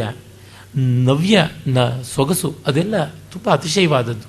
ಇಂಥದ್ದಕ್ಕೆಲ್ಲ ನಾವು ಮತ್ತೆ ಹಳಗನ್ನಡಕ್ಕೆ ಶರಣಾಗಬೇಕು. ಅದಕ್ಕೆ ಆಚಾರ್ಯನಾದವನು ರನ್ನ. ಮೊದಲೇ ಹೇಳಿದಂತೆ ಹಳಗನ್ನಡವನ್ನು ರನ್ನನಿಂದಲೂ ನಮಗೆ ಕಲಿಯೋಕ್ಕಾಗಲಿಲ್ಲ ಅಂದರೆ ಅವನು ಸರ್ಟಿಫಿಕೇಟ್ ಬರ್ಕೊಂಡು ಬಿಡ್ಬೋದು, ನನಗೆ ಹಳಗನ್ನಡ ಬರೋಲ್ಲ ಅಂತ. ಶಿಲಾಶಾಸನ ಈ ಮಟ್ಟದ್ದು. ವಾಲ್ಮೀಕಿಯನ್ನು ಓದಿ ಸಂಸ್ಕೃತ ಬರಲಿಲ್ಲ, ರನ್ನನನ್ನು ಓದಿ ಹಳಗನ್ನಡ ಬರಲಿಲ್ಲ, ಜೈಮಿನಿಯನ್ನು ಓದಿ ನಡುಗನ್ನಡ ಬರಲಿಲ್ಲ, ನಮ್ಮ ಪುರಂದರದಾಸರನ್ನು ಓದಿ ಹಾಡು ಬರೆಯೋಕ್ಕೆ ಬರಲಿಲ್ಲ ಅಂತಂದರೆ ಇನ್ನು ಅವ್ರಿಗೆಂದೂ ಏನೂ ಬರೋದಿಲ್ಲ, ಬಿಟ್ಬಿಡ್ಬೋದು. ಈಗ ರನ್ನನಿಗೆ ನೇರವಾಗಿ ಹೋಗೋಣ. 10 ಆಶ್ವಾಸಗಳ ಕಾವ್ಯ, ಚಿಕ್ಕ ಚಿಕ್ಕ ಆಶ್ವಾಸಗಳು, ಸೊಗಸಾದ ಶೈಲಿ, ರಮಣೀಯವಾದ ಅಲಂಕಾರ, ಕೃತಕತೆಗೆ ಸೋಂಕೇ ಇಲ್ಲ ಅಂಥದ್ದು. ಮೊದಲಿಗೆ ಆರಂಭ ಮಾಡ್ತಾನೆ ದೇವತಾ ಪ್ರಾರ್ಥನೆಯಿಂದ. ಇಲ್ಲಿ ವಿಷ್ಣು, ಶಿವ, ಬ್ರಹ್ಮ ಮೊದಲಾದ ಎಲ್ಲ ವೈದಿಕ ದೇವತೆಗಳ ಆರಾಧನೆಯ ಪದ್ಯಗಳು ಬರ್ತವೆ.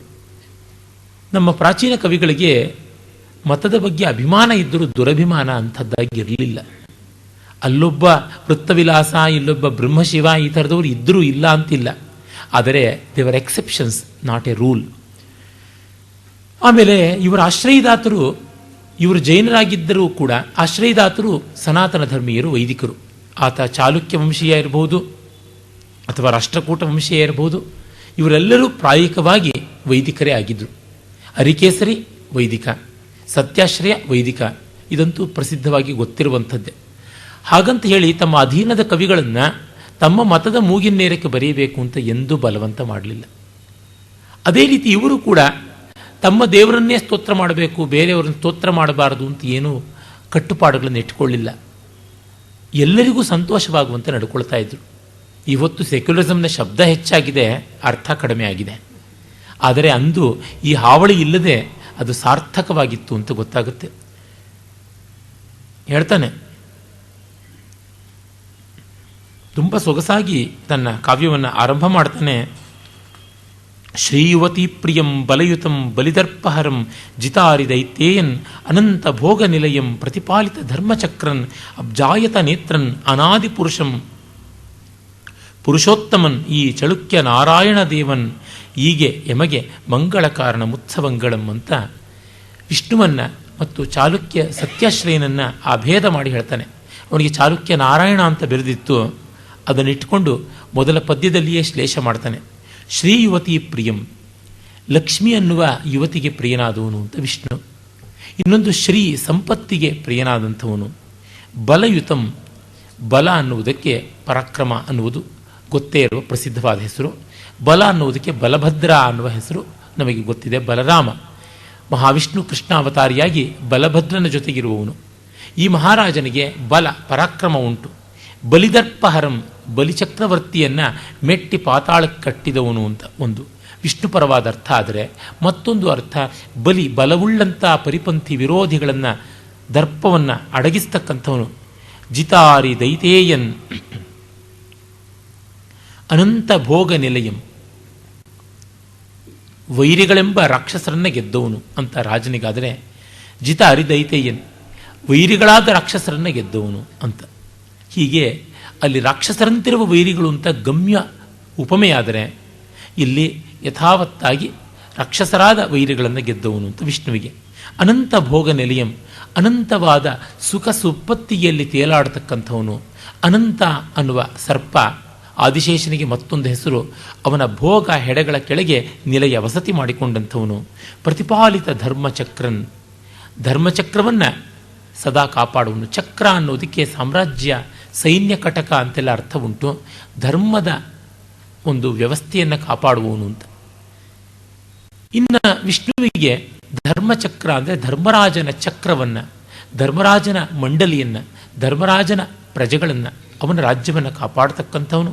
ಅಬ್ಜಾಯತ ನೇತ್ರನ್, ಮಹಾವಿಷ್ಣು ಕಮಲಾಕ್ಷ ನಳಿನಾಕ್ಷ, ಇವನು ವಿಶಾಲ ಲೋಲ ನೇತ್ರ, ಆದಿಪುರುಷ, ಅವನು ಆದಿಮ ವ್ಯಕ್ತಿ.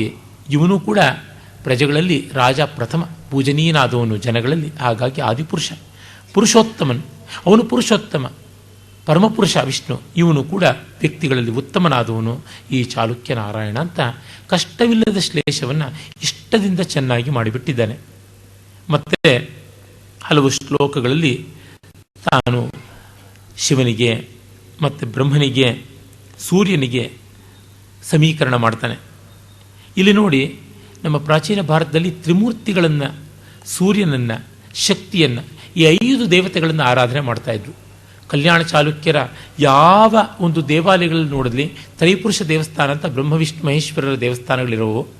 ಆ ಕಡೆ ಈ ಕಡೆ ಸೂರ್ಯ ಶಕ್ತಿ ಅಥವಾ ಸೂರ್ಯ ಸರಸ್ವತಿ, ಈ ಥರ 5 ದೇವಸ್ಥಾನಗಳನ್ನು ಒಟ್ಟು ಮಾಡ್ತಾನೆ ಇದ್ದರು.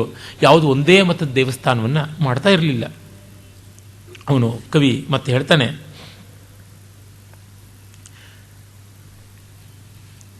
ನೆಗಳದುದು ರಾಮಾಯಣಮುಂ ನೆಗಳದುದು ಭಾರತಮುಮ ಮಹಾಕವಿಗಳಿನ್ ಆ ನೆಗಳದರ್ ವ್ಯಾಸರ್ ವಾಲ್ಮೀಕಿಗಳೇ ನೆಗಳ್ ದುಭಯ ಕವಿಗಳ್ ಯಮಗಭಿವಂದ್ಯರ್ ಅಂತ ಹೇಳ್ಬಿಡ್ತಾರೆ. ಎಲ್ಲ ದೇವವಂದ್ಯ ಆದಮೇಲೆ ತಾನು ಋಷಿವಂದನೆಯನ್ನು ಮಾಡ್ತಾನೆ. ವಂದನೆಯನ್ನು ಮಾಡಿ ಋಷಿವಂದನೆಗೆ ಬರ್ತಾನೆ. ಋಷಿಕವಿಗಳಾದವರು ವ್ಯಾಸ ವಾಲ್ಮೀಕಿಗಳು ಅಂತ. ಇವರಿಗೆ ನಮಸ್ಕಾರ ಮಾಡದ ಭಾರತೀಯ ಕವಿ ಇಲ್ಲ, ಇವರನ್ನು ಗೌರವಿಸದೇ ಇದ್ದವನು ಭಾರತೀಯ ಕವಿ ಅಲ್ಲ.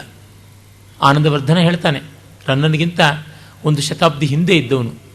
ಸಂತಿ ಸಿದ್ಧರಸ ಪ್ರಖ್ಯಾ ಯೇಚ ರಾಮಾಯಣಾದಯ ಕಥಾಶ್ರಯ ನತೈರ್ಯೋಜ್ಯ ಸ್ವೇಚ್ಛಾ ರಸವಿರೋಧಿನಿ ವ್ಯಾಸ ವಾಲ್ಮೀಕಿ ಮುಖ್ಯಾನಾಂ ಕವೀನಾಂ. ಅಂದರೆ ಈ ಶ್ರೇಷ್ಠರಾದ ಕವಿಗಳು ಯಾರಿದ್ದಾರೆ, ವಾಲ್ಮೀಕಿ ವ್ಯಾಸ ಮುಖ್ಯಾಶ್ಚ ವಿಖ್ಯಾತಾಯೇ ಕವೀಶ್ವರಾಹ ತದಭಿಪ್ರಾಯ ಬಾಹ್ಯೋಯಂ ನಾಸ್ಮಾಭಿರ್ದರ್ಶಿತೋನಯ. ವ್ಯಾಸ ವಾಲ್ಮೀಕಿಗಳೇ ಮೊದಲಾದ ಮಹಾಕವಿಗಳು, ಋಷಿಕವಿಗಳು ಯಾರಿದ್ದಾರೆ ಅವರ ಅಭಿಪ್ರಾಯಕ್ಕಿಂತ ಬೇರೆಯಾದದ್ದನ್ನು ನಾನು ಹೇಳ್ತಾ ಇಲ್ಲ. ಅವರ ದಾರಿಯನ್ನು ಬಿಟ್ಟು ಬೇರೆ ದಾರಿಗೆ ಹೋಗೋಲ್ಲ ಅಂತ ಈ ಗೌರವ ರನ್ನನಿಗೆ ಕೂಡ ಉಂಟು. ಕಾಶ್ಮೀರದಲ್ಲಿದ್ದ ಅಭಿನವಗುಪ್ತನ ಕಾಲದಲ್ಲಿ ಇವನು ರನ್ನ ಕೂಡ ಇದ್ದ. ಅವನಿಗಿಂತ ಒಂದು ಶತಮಾನ ಹಿಂದೆ ಇದ್ದವನು ಆನಂದವರ್ಧನ. ಆನಂದವರ್ಧನ ಕಾಶ್ಮೀರದಲ್ಲಿ ಹೇಳಿದ್ದನ್ನೇ ಇವನೂ ಇಲ್ಲಿ ಕರ್ನಾಟಕದಲ್ಲಿ ಹೇಳ್ತಾನೆ. ಭಾರತದ ಒಂದು ಸಾಂಸ್ಕೃತಿಕವಾದ ಏಕತೆಯನ್ನು ನಾವಿಂಥ 1000 ಕಡೆಗಳಲ್ಲಿ ಕಾಣಬಹುದು. ಮತ್ತೆ ಒಂದು ಚಮತ್ಕಾರದ ಪದ್ಯವನ್ನು ರಚನೆ ಮಾಡ್ತಾನೆ. ಕಾವ್ಯದ ಸ್ವಾರಸ್ಯ ಎಂಥದ್ದು ಅಂತನ್ನೋದನ್ನು ಇದು ತೋರ್ಪಡಿಸುವ ಉತ್ಕೃಷ್ಟವಾದ ಪದ್ಯ ಅಂತ ಹೇಳ್ಬೋದು. 16 ವಲಂಕ್ರಿಯಾ ರಚನೆ 36 ನೇರ್ಪೊಟ್ಟು ಒಂದಿದ ಶೃಂಗಾರಮದಲ್ಲದೊಂದೇ ರಸಮಂಪತ್ತೆ 5 ಒಡಂಬಟ್ಟುವೆಂಬುದನ್ ಎಂಬನ್ನೆಗಂ ಅಂಗನೋಚಿತ ರಸಾಲಂಕಾರಮಂ ತಾಳ್ದೊಡೊಪ್ಪಿದ ವಾಕ್ಸುಂದರಿ ಬಂದು ಸನ್ನಿಹಿತೆಯಕ್ಕೆನ್ನಿ ಮುಖಾಂಭೋಜದುಳ್ಳದ್ದು. ವಾಕ್ಸುಂದರಿ ನನ್ನ ವದನ ಕಮಲದಲ್ಲಿ ಬಂದು ನೆಲೆಸಲಿ ಅಂತ ವಾಗ್ದೇವತೆಯನ್ನು, ಸರಸ್ವತಿಯನ್ನು ಪ್ರಾರ್ಥನೆ ಮಾಡ್ತಾ ಇದ್ದಾನೆ. ಇಲ್ಲಿ ನೋಡಿ, ಸರಸ್ವತಿಗೆ ಮಿಕ್ಕ ಹೆಂಗಸರಿಗಿಂತ ಮಿಗಿಲಾದ ಅಲಂಕಾರ ಇದೆ ಅಂತ. ಸಾಮಾನ್ಯ ಸುಂದರಿಯರ ಅಲಂಕಾರಗಳು ಏನು, ಯಾವ್ಯಾವ ರೀತಿ, ಅದನ್ನಿಟ್ಟುಕೊಂಡು ಅದಕ್ಕಿಂತ ಕಾವ್ಯ ಸುಂದರಿಯ ಅಲಂಕಾರ ಮಿಗಿಲು, ವಿದ್ಯಾಸುಂದರಿಯ ಶೋಭೆ ಮತ್ತು ಮಿಗಿಲು ಅಂತ ಹೇಳ್ತಾನೆ. 16 ಅಲಂಕರ್ಯ ರಚನೆ 36 ಅಂತ. ಹೆಂಗಸರಿಗೆ ಅಲಂಕಾರಗಳು 16 ಅಂತ ಹೇಳ್ಬಿಟ್ಟಂತಾರೆ. ಅವು ಯಾವುದು? ಸ್ನಾನ, ವಿಲೇಪನ ಅಂದರೆ ಚಂದನಾದಿಗಳನ್ನು ಹಚ್ಚಿಕೊಳ್ಳೋದು, ವಸ್ತ್ರ ಬಟ್ಟೆ, ಶಿರೋಭೂಷಣ ಹೆಡ್ಗೇರ್ ಅಂತೀವಲ್ಲ, ಹೇರಡು ಆ ರೀತಿಯಾದದ್ದು, ತಿಲಕ ಹಣೆಗೆ ಕುಂಕುಮ, ಕಜ್ಜಲ ಕಾಡಿಗೆ, ನಾಸಾಭರಣ, ಮೂಗುತಿ, ಮಕರಿಕಾ ಪತ್ರ ಭಂಗ ಅಂದರೆ ಮುತ್ತರಿಗಳನ್ನು ಇಟ್ಟುಕೊಳ್ಳೋದು ಹುಬ್ಬಿನ ಮೇಲೆ, ಕೆನ್ನೆಗಳ ಮೇಲೆ ಎಲ್ಲನೂ, ಮತ್ತು ಕುಂಡಲ, ಕರ್ಣಕುಂಡಲ, ಹಾರ, ಕೊರಳಿಗೆ ಹಾರ, ಕೇಯೂರ ಅಂದರೆ ತೋಳ್ಬಂದಿ, ಬಾಜುಬಂದಿ ಅಂತೀವಲ್ಲ, ಮಣಿಭೂಷಣ ಇನ್ನು ಬೇರೆ ಒಡವೆಗಳು, ಅಂಗುಲೀಯಕ ಉಂಗುರಗಳು, ಕಾಂಚೀಧಾಮ ಒಡ್ಯಾಣ, ನೂಪುರ ಅಂದುಗೆ, ಆಲಕ್ತಕ ಅಲತಿಗೆ ಅಂದರೆ ಕಾಲಿಗೆ ಹಚ್ಚಿಕೊಳ್ತಕ್ಕಂತಹ ಬಣ್ಣ. ಹೀಗೆ ಒಟ್ಟು 16 ಅಂತ ಸಾಮಾನ್ಯವಾಗಿ ಹೇಳ್ತಾರೆ. 16 ಅಲಂಕಾರಗಳು ಹೆಣ್ಣಿಗೆ ಅಂತ. ಆದರೆ 36 ಅಂತ. ಇದು 36 ಯಾವುದು? ಅಲಂಕಾರಗಳು, ಉಪಮಾದಿಗಳು ಬೇಕಾದಷ್ಟಿವೆ. ಭಾಮಹನ ಕಾಲದಲ್ಲಿಂದಲೇ ಶುರು ಮಾಡಿಕೊಂಡು ಬಂದು ನಾವು ನೋಡ್ತೀವಿ. ದಂಡಿಯಲ್ಲಿಯೇ 40ಕ್ಕೂ ಹೆಚ್ಚು ನಾವು ಕಾಣ್ತೀವಿ. ಮತ್ತು ಇವನ ಹೊತ್ತಿಗಂತೂ ರುದ್ರಟಾದಿಗಳೆಲ್ಲ ಬಂದಿದ್ದರು. ಮೊಮ್ಮಟ್ಟನಿಗೂ ಅವಕಾಶವಾಗ್ತಾ ಇತ್ತು. 60-70ಕ್ಕೂ ಹೆಚ್ಚು ಅಲಂಕಾರಗಳಿದ್ದರಿಂದ 16 ಅಲಂಕಾರ ಮಹಿಳೆಯರಿಗಿದ್ದಂತೆ 36 ಅಲಂಕಾರ ಅಂತ ಅನ್ನುವುದು ಆಗೋಲ್ಲ. ಅಲಂಕಾರ ಅಂತ ಉಪಮಾ, ರೂಪಕ, ಉತ್ಪ್ರೇಕ್ಷಾದಿಗಳನ್ನು ಇಟ್ಟುಕೊಂಡ್ರೆ. ಈ ಒಂದು ರನ್ನನ ಸಮಗ್ರ ಕೃತಿಗಳನ್ನು ಈಚೆಗಷ್ಟೇ ನಮ್ಮ ಹಂಪಿ ವಿಶ್ವವಿದ್ಯಾಲಯದವರು ತಂದರು. ಅದು ಬಹಳ ಒಳ್ಳೆಯ ಕೆಲಸ ಅವರು ಮಾಡಿದಂಥದ್ದು. ಅನೇಕ ಜೈನ ಕವಿಗಳ ಚಂಪು ಕಾವ್ಯಗಳನ್ನೆಲ್ಲವನ್ನೂ ತಂದಿದ್ದಾರೆ. ಸುಮಾರು 25-30ಕ್ಕೂ ಹೆಚ್ಚು ಜೈನ ಕವಿಗಳ ಚಂಪು ಕಾವ್ಯಗಳು. ಮೊನ್ನೆ ಅಂತೂ 50% ಡಿಸ್ಕೌಂಟಿಗೆ ಕೊಟ್ಟರು. ಇಲ್ಲದೇ ಒಂದು ಸಂಪುಟಕ್ಕೆ ₹100 ಅಷ್ಟೇ. ಉತ್ಕೃಷ್ಟವಾದಂಥ ಅಚ್ಚು ಕಟ್ಟು ಎಲ್ಲ ಚೆನ್ನಾಗಿದೆ. ರನ್ನನ ಸಮಗ್ರ ಕೃತಿಗಳನ್ನು ಅಂದರೆ 2 ಕಾವ್ಯಗಳನ್ನು ಸಂಪಾದನೆ ಮಾಡಿದಂಥ ಪ್ರೊಫೆಸರ್ ಹಂಪ ನಾಗರಾಜಯ್ಯನವರು ಈ 36 ಅನ್ನುವಂಥದ್ದು ರನ್ನನದೇ ಕೊಡುಗೆ ಅಂತ ಬರೆದಿದ್ದಾರೆ. ನಾಟ್ಯಶಾಸ್ತ್ರವನ್ನು ಅವರು ಓದಿಲ್ಲ ಅಷ್ಟೇ. ಅಂದರೆ ನಮ್ಮ ಕನ್ನಡದ ವಿದ್ವಾಂಸರು ದೊಡ್ಡ ಕೆಲಸ ಮಾಡಬಹುದು. ಸಂಸ್ಕೃತದ ವ್ಯಾಸಂಗ ಇಲ್ಲದೇ ಇದ್ದರೆ ಪ್ರಾಚೀನ ಸಾಹಿತ್ಯದಲ್ಲಿ ಏನೂ ಮಾಡೋಕ್ಕಾಗೋಲ್ಲ. ನಾಟ್ಯಶಾಸ್ತ್ರದಲ್ಲಿ 36 ಲಕ್ಷಣಗಳು ಅಂತ ಹೇಳ್ತಾನೆ. ಅವೇ ಆ ಬಗ್ಗೆ ಡಾಕ್ಟರ್ ವಿ ರಾಘವನ್ ಅವರು ಸಮ್ ಕಾನ್ಸೆಪ್ಟ್ಸ್ ಇನ್ ಅಲಂಕಾರ ಶಾಸ್ತ್ರ ಅನ್ನೋದ್ರೊಳಗೆ ಒಂದು ವಿಸ್ತೃತವಾದ ಲೇಖನವನ್ನು ಬರೆದಿದ್ದಾರೆ. ಕೆ ಕೃಷ್ಣಮೂರ್ತಿಯವರು ಕೂಡ ಒಂದು ಒಳ್ಳೆಯ ಲೇಖನವನ್ನು ಬರೆದಿದ್ದಾರೆ. 36 ಅಲಂಕಾರಗಳಲ್ಲಿ ರಸ ಧ್ವನಿಗೆ ಪೂರಕವಾಗಿ ಬರುವ ಔಚಿತ್ಯವೂ ಸೇರಿದಂತೆ ಅನೇಕ ಅರ್ಥಾಲಂಕಾರಗಳು, ಶಬ್ದಾಲಂಕಾರಗಳು ಎಲ್ಲ ಸೇರುತ್ತವೆ. ಅದು 36 ಲಕ್ಷಣಾಸ್ ಅಂತ ಕರೀತಾರೆ. ಅದು ಇವನು ಹೇಳ್ತಾ ಇರ್ತಕ್ಕಂಥದ್ದು. ಈ ಬಗ್ಗೆ ತೀನಂ ಶ್ರೀಕಂಠೇನವರು ಸೂಚನೆಯನ್ನು ಕೊಟ್ಟಿದ್ದಾರೆ. ಅದನ್ನು ಅವರ ಶಿಷ್ಯರೇ ಆದಂಥ ಹಂಪ ನಾಗರಾಜನವರು ಗಮನಿಸಲಿಲ್ವಾ ಅನ್ನುವಂಥದ್ದೊಂದು ಚಿಂತೆ ಕಾಡುತ್ತೆ. ಇರಲಿ, 36 ನೇರ್ಪಟ್ಟುವು ಅಂತ ನೇರ್ಪಾಗಿ ಒಪ್ಪವಾಗಿ ಸೇರಿಕೊಂಡಿವೆ. ಒಂದಿದ ಶೃಂಗಾರಮದಲ್ಲ ಒಂದೇ ರಸಂ 9. ಹೆಣ್ಣಿಗೆ ಶೃಂಗಾರವೇ ರಸ. ನಮ್ಮ ನೇಮಿಚಂದ್ರ ಹೇಳ್ತಾನೆ, ಸ್ತ್ರೀ ರೂಪಮೆ ರೂಪಂ ಶೃಂಗಾರಮೆ ರಸಂ ಅಂತ. ಹೆಣ್ಣಿಗೆ ಶೃಂಗಾರ ಶೋಭೆಯಾಗುವ ರಸ. ಆದರೆ ಕಾವ್ಯ ಸುಂದರಿಗೆ ನವರಸಗಳು ಉಂಟು. ಹೀಗೆ ನಾವು ನೋಡಿದಾಗ ನಮಗೆ ಗೊತ್ತಾಗುತ್ತೆ, ಅಂಗನೋಚಿತ ರಸಾಲಂಕಾರಮಂ ತಾಳ್ದು, ಈ ರೀತಿಯಲ್ಲಿ 16ಕ್ಕೆ 36, 1ಕ್ಕೆ 9 ಮಾಡಿಕೊಂಡು ಬಂದಂಥ ವಿದ್ಯಾಸುಂದರಿ ವಾಕ್ಸುಂದರಿ ಬಂದು ಸನ್ನಿಹಿತೆಯಾಗಲಿ ಅಂತ ಹೇಳಿಬಿಟ್ಟು ನೋಡಿ. ಇಲ್ಲೆಲ್ಲ ಇರತಕ್ಕಂಥದ್ದು ಅಧಿಕ ಮೊದಲಾದ ಅಲಂಕಾರಗಳು, ವ್ಯತಿರೇಕ ಮೊದಲಾದ ಅಲಂಕಾರಗಳು ತಾಂಡವಿಸ್ತಾ ಇರತಕ್ಕಂಥವು. ಅರ್ಥಾಲಂಕಾರ ರಹಿತ ವಿಧವೇವ ಸರಸ್ವತಿ ಅಂತ ಅಗ್ನಿಪುರಾಣ ಹೇಳುತ್ತೆ. ವಾಕ್ಕಿನಲ್ಲಿ ಸೌಂದರ್ಯವಿಲ್ಲದೆ ಪದ್ಯ ಬರೀಬಾರ್ದು, ಅದು ಸರಸ್ವತಿಗೆ ಹಿಂಸೆ, ಭೂಮಿಗೆ ಭಾರ.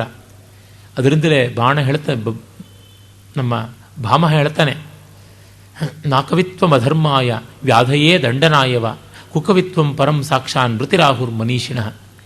ಕಾವ್ಯವನ್ನು ಬರೀದೇ ಇದ್ದರೆ ಪಾಪ ಬರೋಲ್ಲ, ರೋಗ ಬರೋಲ್ಲ, ರಾಜ ದಂಡನೆ ಮಾಡೋಲ್ಲ, ಫೈನು ಪೆನಲ್ಟಿ ಇಲ್ಲ. ಅರೆ ಕೆಟ್ಟ ಕಾವ್ಯ ಬರೆದರೆ ಜೀವನ್ಮರಣ, ಅದು ಅತ್ಯಂತ ಅಮಂಗಳವಾದದ್ದು, ಅತ್ಯಂತ ಗರ್ಹಣೀಯವಾದದ್ದು ಅಂತ. ಬರೆದರೆ ರಸವತ್ತಾಗಿಯೇ ಬರೀಬೇಕು, ಇಲ್ಲದೇ ಬರೀಬಾರದು. ಜಗನ್ನಾಥ ಪಂಡಿತ ಹೇಳ್ತಾನಲ್ಲ, ನಿನಗೇನಾದರೂ ಒಳ್ಳೆಯ ಪದ್ಯವನ್ನು ಬರೆದು ಕೇಳಿಸ್ಬೇಕು ಅಂತಿದ್ರೆ ಕೇಳಿಸು. ನಿರ್ಮಾಣೇ ಯದಿ ಮಾರ್ಮಿಕೋಸಿ ನಿತರಾಂ ಅತ್ಯಂತ ಪಾಕದ್ರವಂ ಋದ್ವೀಕಾ ಮಧುಮಾಧುರಿ ಮದ ಪರಿಹಾರೋದ್ಧುರಾಣಾಂ ಗಿರಾಂ ಕಾವ್ಯಂ ತರ್ಹಿ ಸಖೇ ಸುಖೇನ ಕಥಯ ತ್ವಂ ಸಮ್ಮುಖೇ ಮಾದೃಶಾಂ ನೋಚೇತ್ ದುಷ್ಕೃತಮಾತ್ಮನಾ ಕೃತಮಿವ ಸ್ವಂತಾತ್ ಬಹಿರ್ಮಾಕೃತಾ. ನೀನು ಸಕ್ಕರೆಯ ಜೊತೆಗೆ ಅಥವಾ ದ್ರಾಕ್ಷೆಯ ಜೊತೆಗೆ ಜೇನಿನ ಜೊತೆಗೆ ಸಡ್ಡು ಹೊಡೆದು ನಿಲ್ಲಬಲ್ಲ ಮೃದು ಮಧುರವಾದಂಥ ಮಾರ್ಮಿಕವಾದ ಹೃದಯಾಹ್ಲಾದಿಯಾದ ಕಾವ್ಯವನ್ನು ರಚನೆ ಮಾಡುವ ಕೌಶಲದಲ್ಲಿ ಮರ್ಮಜ್ಞನಾಗಿದ್ದಲ್ಲಿ ನನ್ನಂಥವರೆದುರಿಗೆ ನಿಂದೇನಾದರೂ ಬರವಣಿಗೆ ಓದು. ಇಲ್ಲದೇ ನೀನೆಲ್ಲೋ ಮರೆಯಲು ಮಾಡಿದ ಪಾಪವನ್ನು ನಮ್ಮೆದುರಿಗೆ ಕನ್ಫೆಸ್ ಮಾಡಿಕೊಂಡಂತೆ ನಿನ್ನ ಕೆಟ್ಟ ಕವಿತೆಯನ್ನು ಹೇಳಬೇಡ ಅಂತಂತಾನೆ. ಕಠೋರವಾಗಿ ಕೇಳಿಸಬಹುದು. ಹೀಗೆ ವಾರ್ನ್ ಮಾಡದೇ ಇದ್ದರೆ ನಮ್ಮ ಸಾಹಿತ್ಯಕ್ಕೆ ಎಷ್ಟು ಜೊಳ್ಳು ಪೊಳ್ಳು ಎಲ್ಲ ಬಂದು ಸೇರಿಬಿಡ್ತಾ ಇತ್ತು. ಇವತ್ತು ನೋಡಿ, ಒಂದು ಪತ್ರಿಕೆಗಾಗೋದು ಸಂಪಾದಕ ಇರ್ತಾನೆ, ಬ್ಲಾಗ್ಗಳಿಗೆ ಯಾರೂ ಇಲ್ಲ, ಏನೂ ಇಲ್ಲ, ಹಿಂದೆ ಇಲ್ಲ ಮುಂದೆ ಇಲ್ಲ, ಅಪ್ಪ ಇಲ್ಲ ಅಮ್ಮ ಇಲ್ಲ, ಕೇಳೋರಿಲ್ಲ, ಬರೆದಿದ್ದೂ ಬರೆದಿದ್ದೆ, ಊದಿದ್ದೂ ಊದಿದ್ದೆ, ಕೋಲಾಹಲ ಮಾಡಿದ್ದೂ ಮಾಡಿದ್ದೆ. ಒಂದು ಕಟ್ಟು ನಿಟ್ಟು ಇಲ್ಲದೆ ಇದ್ದರೆ ನಡೆಯುವಂಥದ್ದಲ್ಲ. ರನ್ನ ಅಂಥ ಒಂದು ಕೌಶಲವನ್ನು ಪಡ್ಕೊಂಡಂಥ ಕವಿ ಎನ್ನುವುದು ನಮಗೆ ಗೊತ್ತಾಗುತ್ತೆ. ಆಮೇಲೆ ಅವನು ತನ್ನ ಆಧಿಕ್ಯವನ್ನು ಹೇಳ್ಕೊಳ್ತಾನೆ. ತನ್ನ ಸಾರ್ವಭೌಮನ ವ್ಯಕ್ತಿತ್ವವನ್ನು ಕೂಡ ಹೇಳ್ತಾನೆ. ತ್ರಿಪುರಂ ಬೆಂದುದು ರುದ್ರನಿಂ ಕೃತಯುಗ ಪ್ರಾರಂಭದೊಳ್ ದಾನವೇಂದ್ರಪುರಂ ತ್ರೇತೆಯೊಳ್ ಅಂಜನಾತನಯನಿಂ ದ್ವಾಪಾರದೊಳ್ ಖಾಂಡವಂ ಕಪಿರಾಜಧ್ವಚನಿಂ ಚತುರ್ಥಯುಗದೊಳ್ ಚಾಳುಕ್ಯ ಮರ್ತಂಡನ್ ಇಂದ ಅಪರಾದಿತ್ಯನ ಮಂಡಲಾಂಶು ನಗರಂ ಶಾಂತಾರ್ಣ ವಂಶಾರ್ಣವಂ ಅಂತ. ನಮ್ಮವನು ವೈರಿಗಳ ಊರನ್ನು ಬೆಂಕಿ ಇಟ್ಟು ಬಂದಂಥ ಶೌರ್ಯ ವಿಕ್ರಮಿ ಅಂತ ಹೇಳ್ಬಿಟ್ಟಂತಾನೆ. ಅದಕ್ಕೊಂದು ಪ್ರೆಸಿಡೆನ್ಸನ್ನೇ ಸೆಟ್ ಮಾಡ್ತಾನೆ. ಕೃತಯುಗದಲ್ಲಿ ತ್ರಿಪುರಾಸುರ ಸಂಹಾರ ಮಾಡಿ ಮುಪ್ಪಳಲ್ ಅಂತಾರಲ್ಲ, ತ್ರಿಪುರಗಳನ್ನು ಶಿವ ಧ್ವಂಸ ಮಾಡಿದ. ಇನ್ನು ತ್ರೇತಾಯುಗದಲ್ಲಿ ಆಂಜನೇಯ ರಾವಣಾಸುರನ ತ್ರಿಕೂಟಾಚಲದ ಮೇಲಿದ್ದ ಲಂಕೆಯನ್ನು ಬೆಂಕಿಗಿಟ್ಟ. ದ್ವಾಪರ ಯುಗದಲ್ಲಿ ಖಾಂಡವ ವನವನ್ನು ಅರ್ಜುನ ಬೆಂಕಿಗಿಟ್ಟ. ಇವನು ಅಪರಾದಿತ್ಯನ ಅಂಶಮಂಡಲ ನಗರವನ್ನು ಇವನು ಬೆಂಕಿಗಿಟ್ಟ ಅಂತ. ಇದೇನು ದೊಡ್ಡ ಸಾಧನೆ ಬೇರೆಯವ್ರ ಊರಿಗೆ ಬೆಂಕಿ ಹಾಕೋದು ಅಂದರೆ. ಶತ್ರು ಎದ್ದು ನಿಲ್ಲಬಾರದು, ಸದೆ ಬಡಿಯಬೇಕು. ಈ ಹೀರಾಯಿಸಮ್ ಇತ್ತು. ಜೈನ ಹೇಳಿ ಕೇಳಿ ಅಹಿಂಸೆ ಅಹಿಂಸೆ ಅಂತ 30 ಜಪ ಮಾಡಬೇಕಾದವನು. ಆದರೆ ಕ್ಷಾತ್ರಕ್ಕೆ ಬೆಲೆ ಕೊಡಲೇಬೇಕು ಅಂತ ಗೊತ್ತಿತ್ತು. ಪಂಪ ಜೈನ, ಅವನು ಕವಿಯೂ ಹೌದು ಕಲಿಯೂ ಹೌದು. ಇದನ್ನು ನಮ್ಮವರು ಗಿಣಿಪಾಠದಂತೆ ಹೇಳಿದ್ದೇ ಕನ್ನಡದ ವಿದ್ವಾಂಸರು. ಆದರೆ ಇದು ನೋಡಿ ಹಿಂದೂ ಟೆರರಿಸಮ್ಮು, ಇದು ನೋಡಿ ಹಿಂದೂ ಫಂಡಮೆಂಟಲಿಸಮ್ಮು, ಇದು ನೋಡಿ ಅದು ಅಂತ ಕೋಲಾಹಲ ಮಾಡ್ತಾರೆ. ಒಂದು ಬಾಯಲ್ಲಿ ಪಂಪನ್ನರನ್ನು ಕೊಂಡಾಡ್ತಾರೆ, ಇನ್ನೊಂದು ಬಾಯದಲ್ಲಿ ಈ ಕಾಲದ ಪೌರುಷ ಪ್ರಜ್ಞೆಯನ್ನೇ ಗೇಲಿ ಮಾಡ್ತಾರೆ. ಇಂಥದ್ದು ನಮ್ಮ ಕವಿಗಳಿಗೆ ಗೊತ್ತಿತ್ತು, ರಾಜರಿಗೆ ಗೊತ್ತಿತ್ತು. ಶಠಂ ಪ್ರತಿ ಶಾಠ್ಯಮಾಚರೇತ್, ದುಷ್ಟನಿಗೆ ದೌಷ್ಟ್ಯವನ್ನೇ ತೋರಿಸಬೇಕು. ರನ್ನ ಅದನ್ನು ಕುರಿತು ಅವನು ಹೇಳ್ತಾ ಇದ್ದಾನೆ. ಮತ್ತೆ ಹೇಳ್ತಾನೆ, ಬೆಳಗುವ ಸೊಡರೊಳ್ ಸೊಡರಂ ಬೆಳಗಿ ಪಲರ್ ಕೊಂಡು ಪೋಗಿಯುಂ ಕುಂದದೆ ಪಜ್ಜಳಿಸುವವೋಲ್ ಜಗಮೆಲ್ಲಂ ಕೊಳಲುಂ ತವದಿತ್ತು ಮೆರೆವ ನಿರಿಂಗ ಇರಿವ ಬೆಡಂಗಂ ಅಂತ. ಒಂದು ದೇದೀಪ್ಯಮಾನವಾಗಿ ಬೆಳಗುವ ದೀಪದಿಂದ ಎಷ್ಟು ದೀಪಗಳನ್ನು ಉರಿಸಿಕೊಂಡು ಹೋದರೂ ಆ ದೀಪದ ಕಾಂತಿ ಹೇಗೆ ಕಡಿಮೆಯಾಗಲ್ವೋ ಹಾಗೆ ಇವನಿಂದ ಎಷ್ಟು ಶೌರ್ಯವನ್ನು, ಎಷ್ಟು ಸ್ಫೂರ್ತಿಯನ್ನು, ಎಷ್ಟು ಸಂಪತ್ತನ್ನು ಯಾರು ಪಡೆದರೂ ಇವನಿಗೆ ಕಡಿಮೆ ಆಗಲಿಲ್ಲ ಅಂತ. ಇಷ್ಟು ಸೊಗಸಾದ ಒಂದು ಹೋಲಿಕೆಯನ್ನು ಕೊಟ್ಟಿದ್ದಾನೆ. ಇಷ್ಟು ಸುಂದರವಾದ ದೃಷ್ಟಾಂತ, ತುಂಬ ಚೆನ್ನಾಗಿರ್ತಕ್ಕಂಥದ್ದು. ಅಂಥವನನ್ನು ನಾನು ನಾಯಕನಾಗಿಟ್ಟುಕೊಂಡು ಈ ಕಾವ್ಯವನ್ನು ಬರೀತೀನಿ. ಆರಾತೀಯ ಕವೀಶ್ವರರಾರುಂ ಮುನ್ನಾರ್ತರಿಲ್ಲ, ವಾಗ್ದೇವಿಯ ಭಂಡಾರದ ಮುದ್ರೆಯ ನೊಡೆದಂ ಸಾರಸ್ವತ ಮೆನಿಪ ಕವಿತೆಯೊಳ್ ಕವಿರತ್ನಂ. ಇವತ್ತು ನಮ್ಮ ಕವಿಗಳಿಗೆ, ಲೇಖಕರಿಗೆ ಒಂದು ದೊಡ್ಡ ಹಿಪಾಕ್ರಸಿ ಬಂದಿದ್ದೆ. ತಮ್ಮನ್ನು ತಾವು ಹೊಗಳಿಕೊಳ್ಳಲ್ಲ, ಬೇರೆಯವ್ರ ಮೂಲಕ ಹೊಗಳಿಸ್ಕೋತಾರೆ. ಮುನ್ನುಡಿ ಅಂದರೆ ಅದೇ, ಬೆನ್ನುಡಿ ಅಂದರೆ ಅದೇ.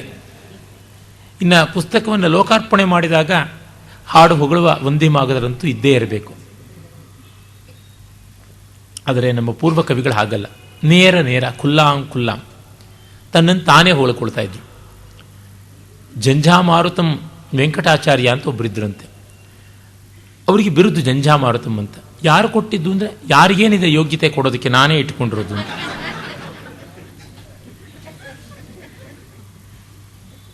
ಹೀಗೆ ಅವರು ತಮ್ಮ ಮೇಲೆ ತಾವೇ ಪದ್ಯಗಳು ಬರ್ಕೊಂಡಿದ್ರು. ಗದಾಧರೀಯ ಖಂಡನ ಪ್ರಚಂಡವಾದಿ ಭಂಡನ ಪ್ರಕಾಂಡ ಕೀರ್ತಿ ಮಂಡನ ಪ್ರಭೂತ ಶೌರ್ಯ ಮಂಡನ ಅಂತೆಲ್ಲ ಹೇಳಿಬಿಟ್ಟು ಬೇಕಾದಂತೆ ಎಂಥದ್ದು ತ್ರಯೀ ವಧು ದೃಗಂಜನ ಅಂತ, ವೇದ ವಿದ್ಯಾ ವಧುವಿಗೆ ಕಾಡಿಗೆ ಇದ್ದಂತೆ ಇರ್ತಕ್ಕಂಥದ್ದು ಇವರ ಒಂದು ವ್ಯಕ್ತಿತ್ವ ಅಂತೆಲ್ಲ. ಹೀಗೆ ತಮ್ಮಂತ ಹೊಗಳಿಕೊಳ್ಳೋರು. ಆದರೆ ಅದು ಪ್ರಾಮಾಣಿಕವಾಗಿರ್ತಿತ್ತು. ಅವನು ಹೇಳ್ತಾನೆ, ಇನ್ನು ಯಾವ ವಿರೋಧಿ ಕವಿಗಳು ಮುಂದೆ ಹಿಂದೆ ಎಂದು ಪ್ರಯತ್ನ ಪಟ್ಟಿಲ್ಲ. ವಾಗ್ದೇವಿಯ ಭಂಡಾರದ ಮುದ್ರೆಯನ್ನು ಒಡೆದವನು ಇವನೊಬ್ಬನೇ. ಕವಿತೆಯ ಮೂಲಕ ವಾಗ್ಭಂಡಾರವನ್ನು ಒಡೆದು ಸೂರೆಗೊಂಡವನು ರನ್ನ ಅಂತ. ಕೆಲವರು ತಮಾಷೆ ಮಾಡ್ತಾರೆ, ಅವನು ಕಳ್ಳ, ಬೀಗದ ಕೈ ಇದ್ದಿದ್ರೆ ಒಡಿಬೇಕಾಗ್ತಿತ್ತು ಯಾಕೆ ಅಂತ. ಅದೇನೇ ಇರಲಿ, ಶಬ್ದ ಭಂಡಾರವನ್ನು ಚೆನ್ನಾಗಿ ಬಳಸಿಕೊಂಡಿದ್ದಾನೆ. ನವಸರ್ಗಗತೆ ಮಾಘೆ ನವಶಬ್ದೋ ನವಿದ್ಯತೆ ಅಂತ ಒಂದು ಮಾತು. ಮಾಘ ಕವಿಯ 9 ಸರ್ಗ ಓದಿದರೆ ಹೊಸ ಶಬ್ದಗಳಿಗೆ ದಾರಿದ್ರ್ಯವೇ ಇರುವುದಿಲ್ಲ ಅಂತ. ವ್ಯುತ್ಪಾದಕವಾಗಿರಬೇಕು ಕಾವ್ಯ. ನಾನು ಸಾಮಾನ್ಯ ಹೇಳ್ತಲೇ ಇರ್ತೀನಿ, ಕನ್ನಡದಲ್ಲಿ ವ್ಯುತ್ಪಾದಕವಾದ ಚಂಪು ಕಾವ್ಯಗಳಂತಂದರೆ ನಮ್ಮ ಷಡಕ್ಷರಿಯ ರಾಜಶೇಖರ ವಿಳಾಸ, ನಾಗವರ್ಮನ ಕರ್ನಾಟಕ ಕಾದಂಬರಿ ಮತ್ತು ರುದ್ರಭಟ್ಟನ ಜಗನ್ನಾಥ ವಿಜಯ, ಲಕ್ಷ್ಮೀಶನ ಜೈಮಿನಿ ಭಾರತ ಮತ್ತು ಪಂಪನ ವಿಕ್ರಮಾರ್ಜುನ ವಿಜಯ, ಕುಮಾರವ್ಯಾಸನ ಭಾರತ, ರನ್ನನ ಗದಾಯುದ್ಧ. ಇದು ಅತ್ಯುತ್ತಮವಾದ 7 ಕಾವ್ಯಗಳು ಶಬ್ದ ಸಂಪದವನ್ನು ಯಥೇಷ್ಟವಾಗಿ ಕೊಡಬಲ್ಲಂಥವು ಅಂತ. ಮತ್ತು ಭಾವಸಂಪದವನ್ನು ಉತ್ಕೃಷ್ಟ ಮಟ್ಟದಲ್ಲಿ ಕೊಡಬಲ್ಲವು. ಇರಬೇಕಷ್ಟು ಸಂಪತ್ತಿ ಬೇಕು ನಮಗೆ.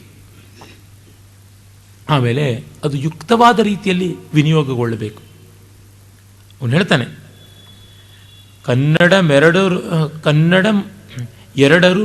ಕನ್ನಡಮ ತಿರುಳಗನ್ನಡಂ ಮಧುರ ರಮ್ಯೋತ್ಪನ್ನಂ ಸಂಸ್ಕೃತ ಮೆನೆ ಸಂಪನ್ನಂ ನೆಗಳದುಭಯ ಕವಿತೆಯೊಳ್ ಕವಿರನ್ನಂ ಅಂತ.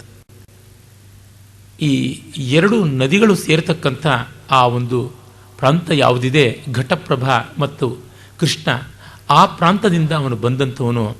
ಅಲ್ಲಿಯ ಕನ್ನಡ, ಪಂಪ ಹೇಗೆ ಸಾಜದ ಪುಲಿಗೆರೆಯ ತಿರುಳುಗನ್ನಡಂ ಅಂತಾನೆ, ಹಾಗೆ ಇವನು ತನ್ನ ಮಧುವೊಳಲಿನ ಮುಧೋಳದ ಪ್ರಾಂತದ ಕನ್ನಡ ಹೇಳ್ತಾನೆ.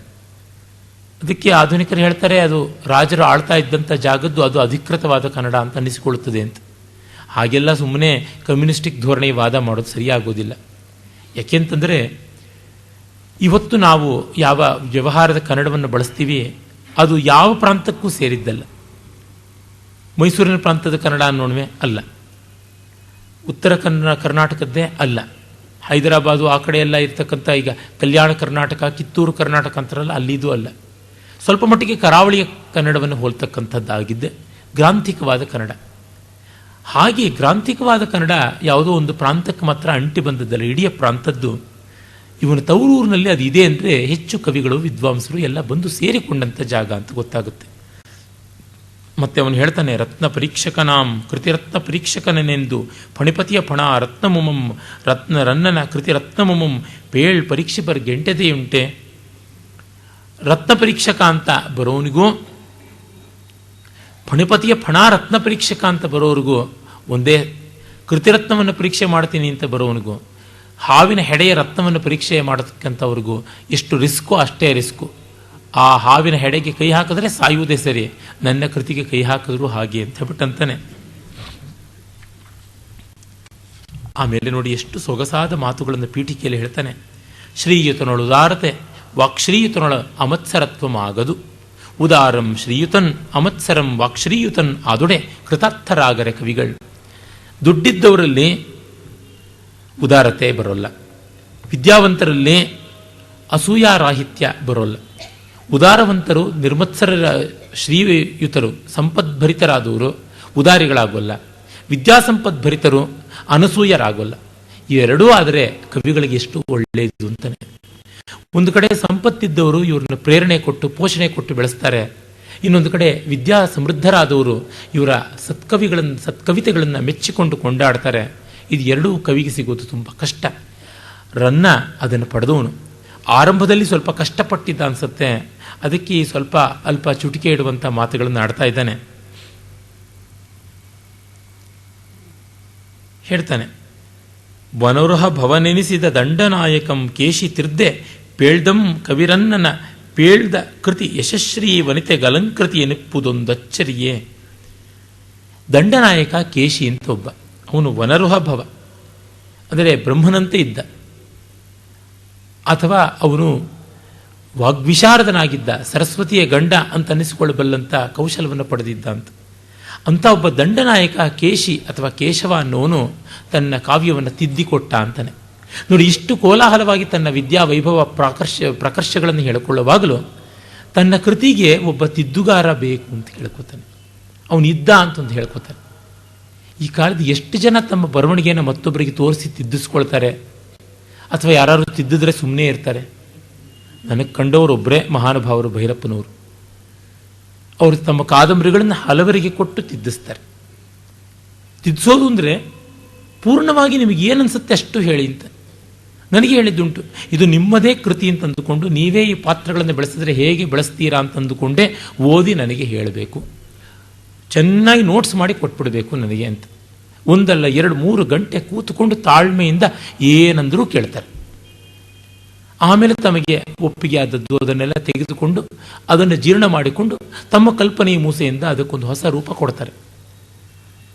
ಹೀಗೆ ಮಾಡಿಕೊಳ್ಬೇಕಾದ್ದು ಹಿಂದೆ ತುಂಬ ಇತ್ತು. ಕಾವ್ಯವನ್ನು ತಿದ್ದಿಸಿಕೊಳ್ಳೋದು ದೊಡ್ಡ ವಿದ್ವಾಂಸರಿಂದ. ಇನ್ನು ವಿದ್ವಾಂಸರು ಅನ್ನಿಸ್ಕೊಂಡವರಿಗೆ ಸಮಯವೂ ಇಲ್ಲ, ಮತ್ತು ಬರವಣಿಗೆ ಮಾಡೋರಿಗೆ ಕೊಡಬೇಕು ಅನ್ನೋ ಪ್ರಜ್ಞೆಯೂ ಇಲ್ಲ.